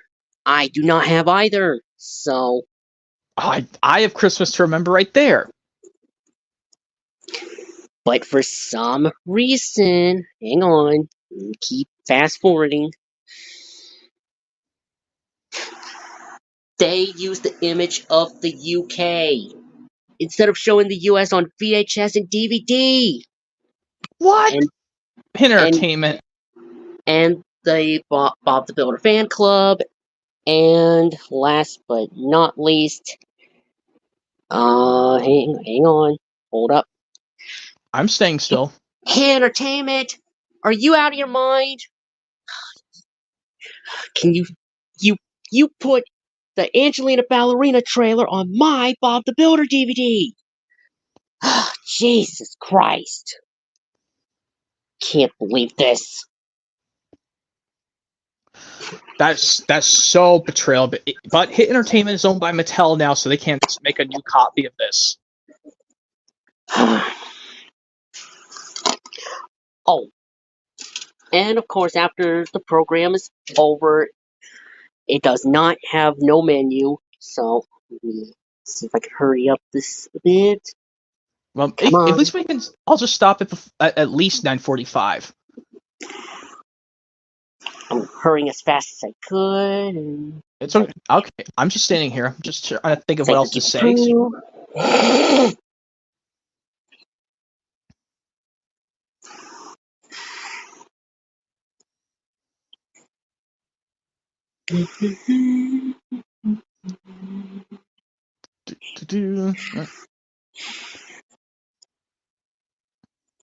Yeah, I try my best not to sing so much, even though I'm a great singer. Yeah. Yeah, I'm humming, so okay. I'm at the end credits, and here's after the end credits and the old Hit Entertainment logo. Yep. Which I know you. Well, anyway. Right there. No menu whatsoever. Just like with Wiggles' 2002 DVD of Yummy Yummy. And even Dance Party, so and it even does not have a language selection whether you want to watch it in either English or Spanish. Yeah, I think this one is only an English one only. Even the Knights of Fix-A-Lot does not have a menu as well. So, right. And as for Barney's Read With Me, Dance With Me, I know it's Maple Pictures and Lionsgate reprint, especially the new Hit Entertainment logo is on it because it has artwork. But here it comes. Is it gonna have Lionsgate content? 3, 2, 1. Nope.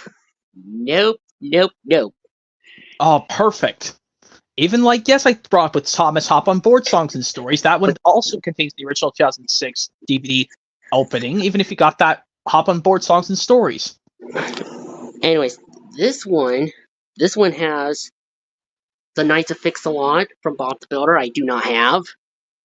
Yeah, I know you're trying to find that. Whoa! I almost showed that.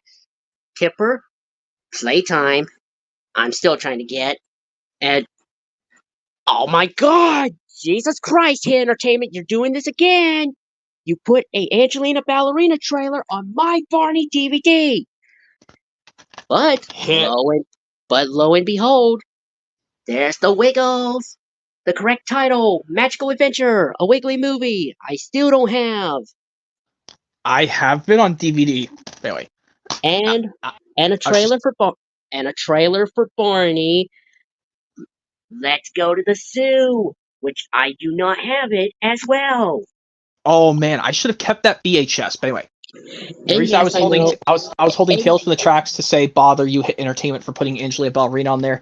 The reason I'm holding the Tales from the Tracks, but this is also offended with Track Stars, that someone said like this Green Tank Engine YouTuber says that the Tales from the Tracks and Track Stars were released for a short amount of time in yellow DVD cases. No joke.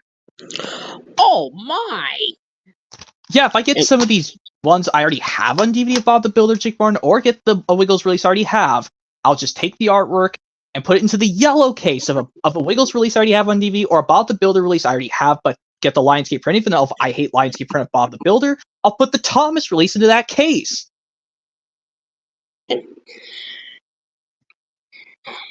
Anyways, and speaking about the Barney release, let's go to the suit. That was the final Barney release to be distributed by Lyric Studios before Hey Entertainment took over. But even though, yes, the Hey Entertainment PLC logo was showing at the beginning and at the end, but surely enough, the Lyric Studios logo is seen during the end credits. So, And also don't go over me for saying this word, Jake Martin. Like, I took this. Well, I found the snapshot on the internet. I didn't take a picture of it from the video. I found the picture of how, yes, Junior's mouth when he's crawling on the floor, well, on the picnic blanket rather, during the picnic in 4th of July in the park, and like his mouth is being covered by one of Scamp's sisters' bow. That being Danielle, the white bow one. It's like, I don't go over me for saying this word. It kind of reminds me of like every time I see a customer coming into my work with his or her baby, them having a pacifier. Like that's how I think of vibe of Junior having his mouth being covered by Danielle's bow on her head, covering up his mouth without showing that shy expression. It's like how I could see people bringing their babies into my work with, well, their customers, they have a pacifier on their mouth. Even though I had to deal with that too when I was a baby. But anyway, first time I brought up something that, but anyway. Yeah, I know you're still trying to. Well, no, I already have Tales from the Tracks. yes, I know I have Tales from the Tracks, and yes, here's that image I sent you. Wow, Barney, you and Min have been old friends for a long time, for years. Oh yeah, and that's the Kid Mario, right? Yep. And Yep, there's that's Min. Reeves. Yep, in the picture, Min was a kid, but this one, she's grown up. So yeah, she's already a fully adult. That comes to telling you that Barney and Min had been long-time friends. That's true. Like some of my friends, I'm still friends with even since I was a kid. Anyway. Oh, and also, oh, hey there, kitty cat. that was my. Oh yeah, cute little kitty. That was Layla meowing. She's wondering what I was doing. we're just silly kitty. Anyway, cute kitty. Anyway, I was just holding Pop because I saw an animal. I'm also showing something at the end. It has a Barney song from Come On Over to Barney's House, the Dino Dance.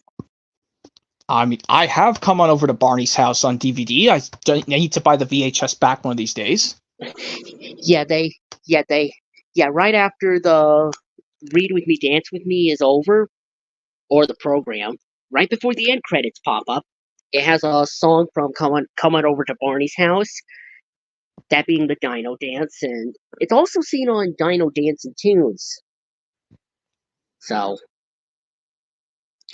but except in the original dub from Come On Over to Barney's House, Barney's voice was Duncan Brennan, but on Read It With Me, Dance With Me, Dean Winnet redubbed Barney's lines.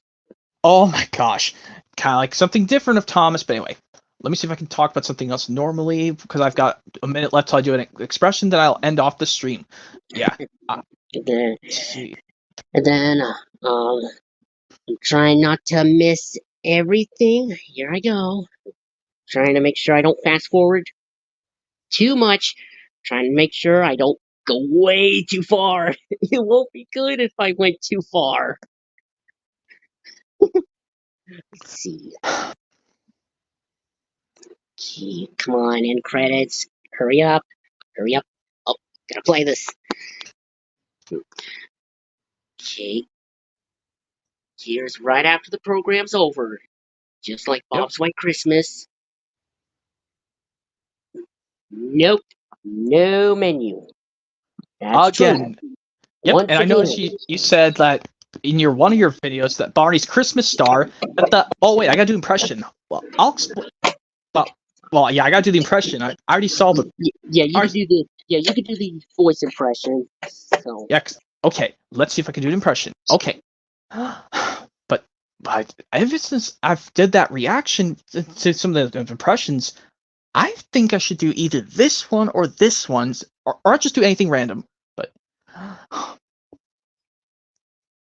okay. Let's see if we can do the impression. This impression I'm going to do, like this, is going to be from.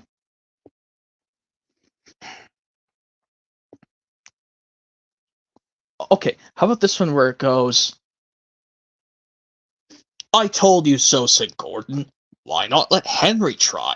Yes, said Sir Topham Hatt. I will.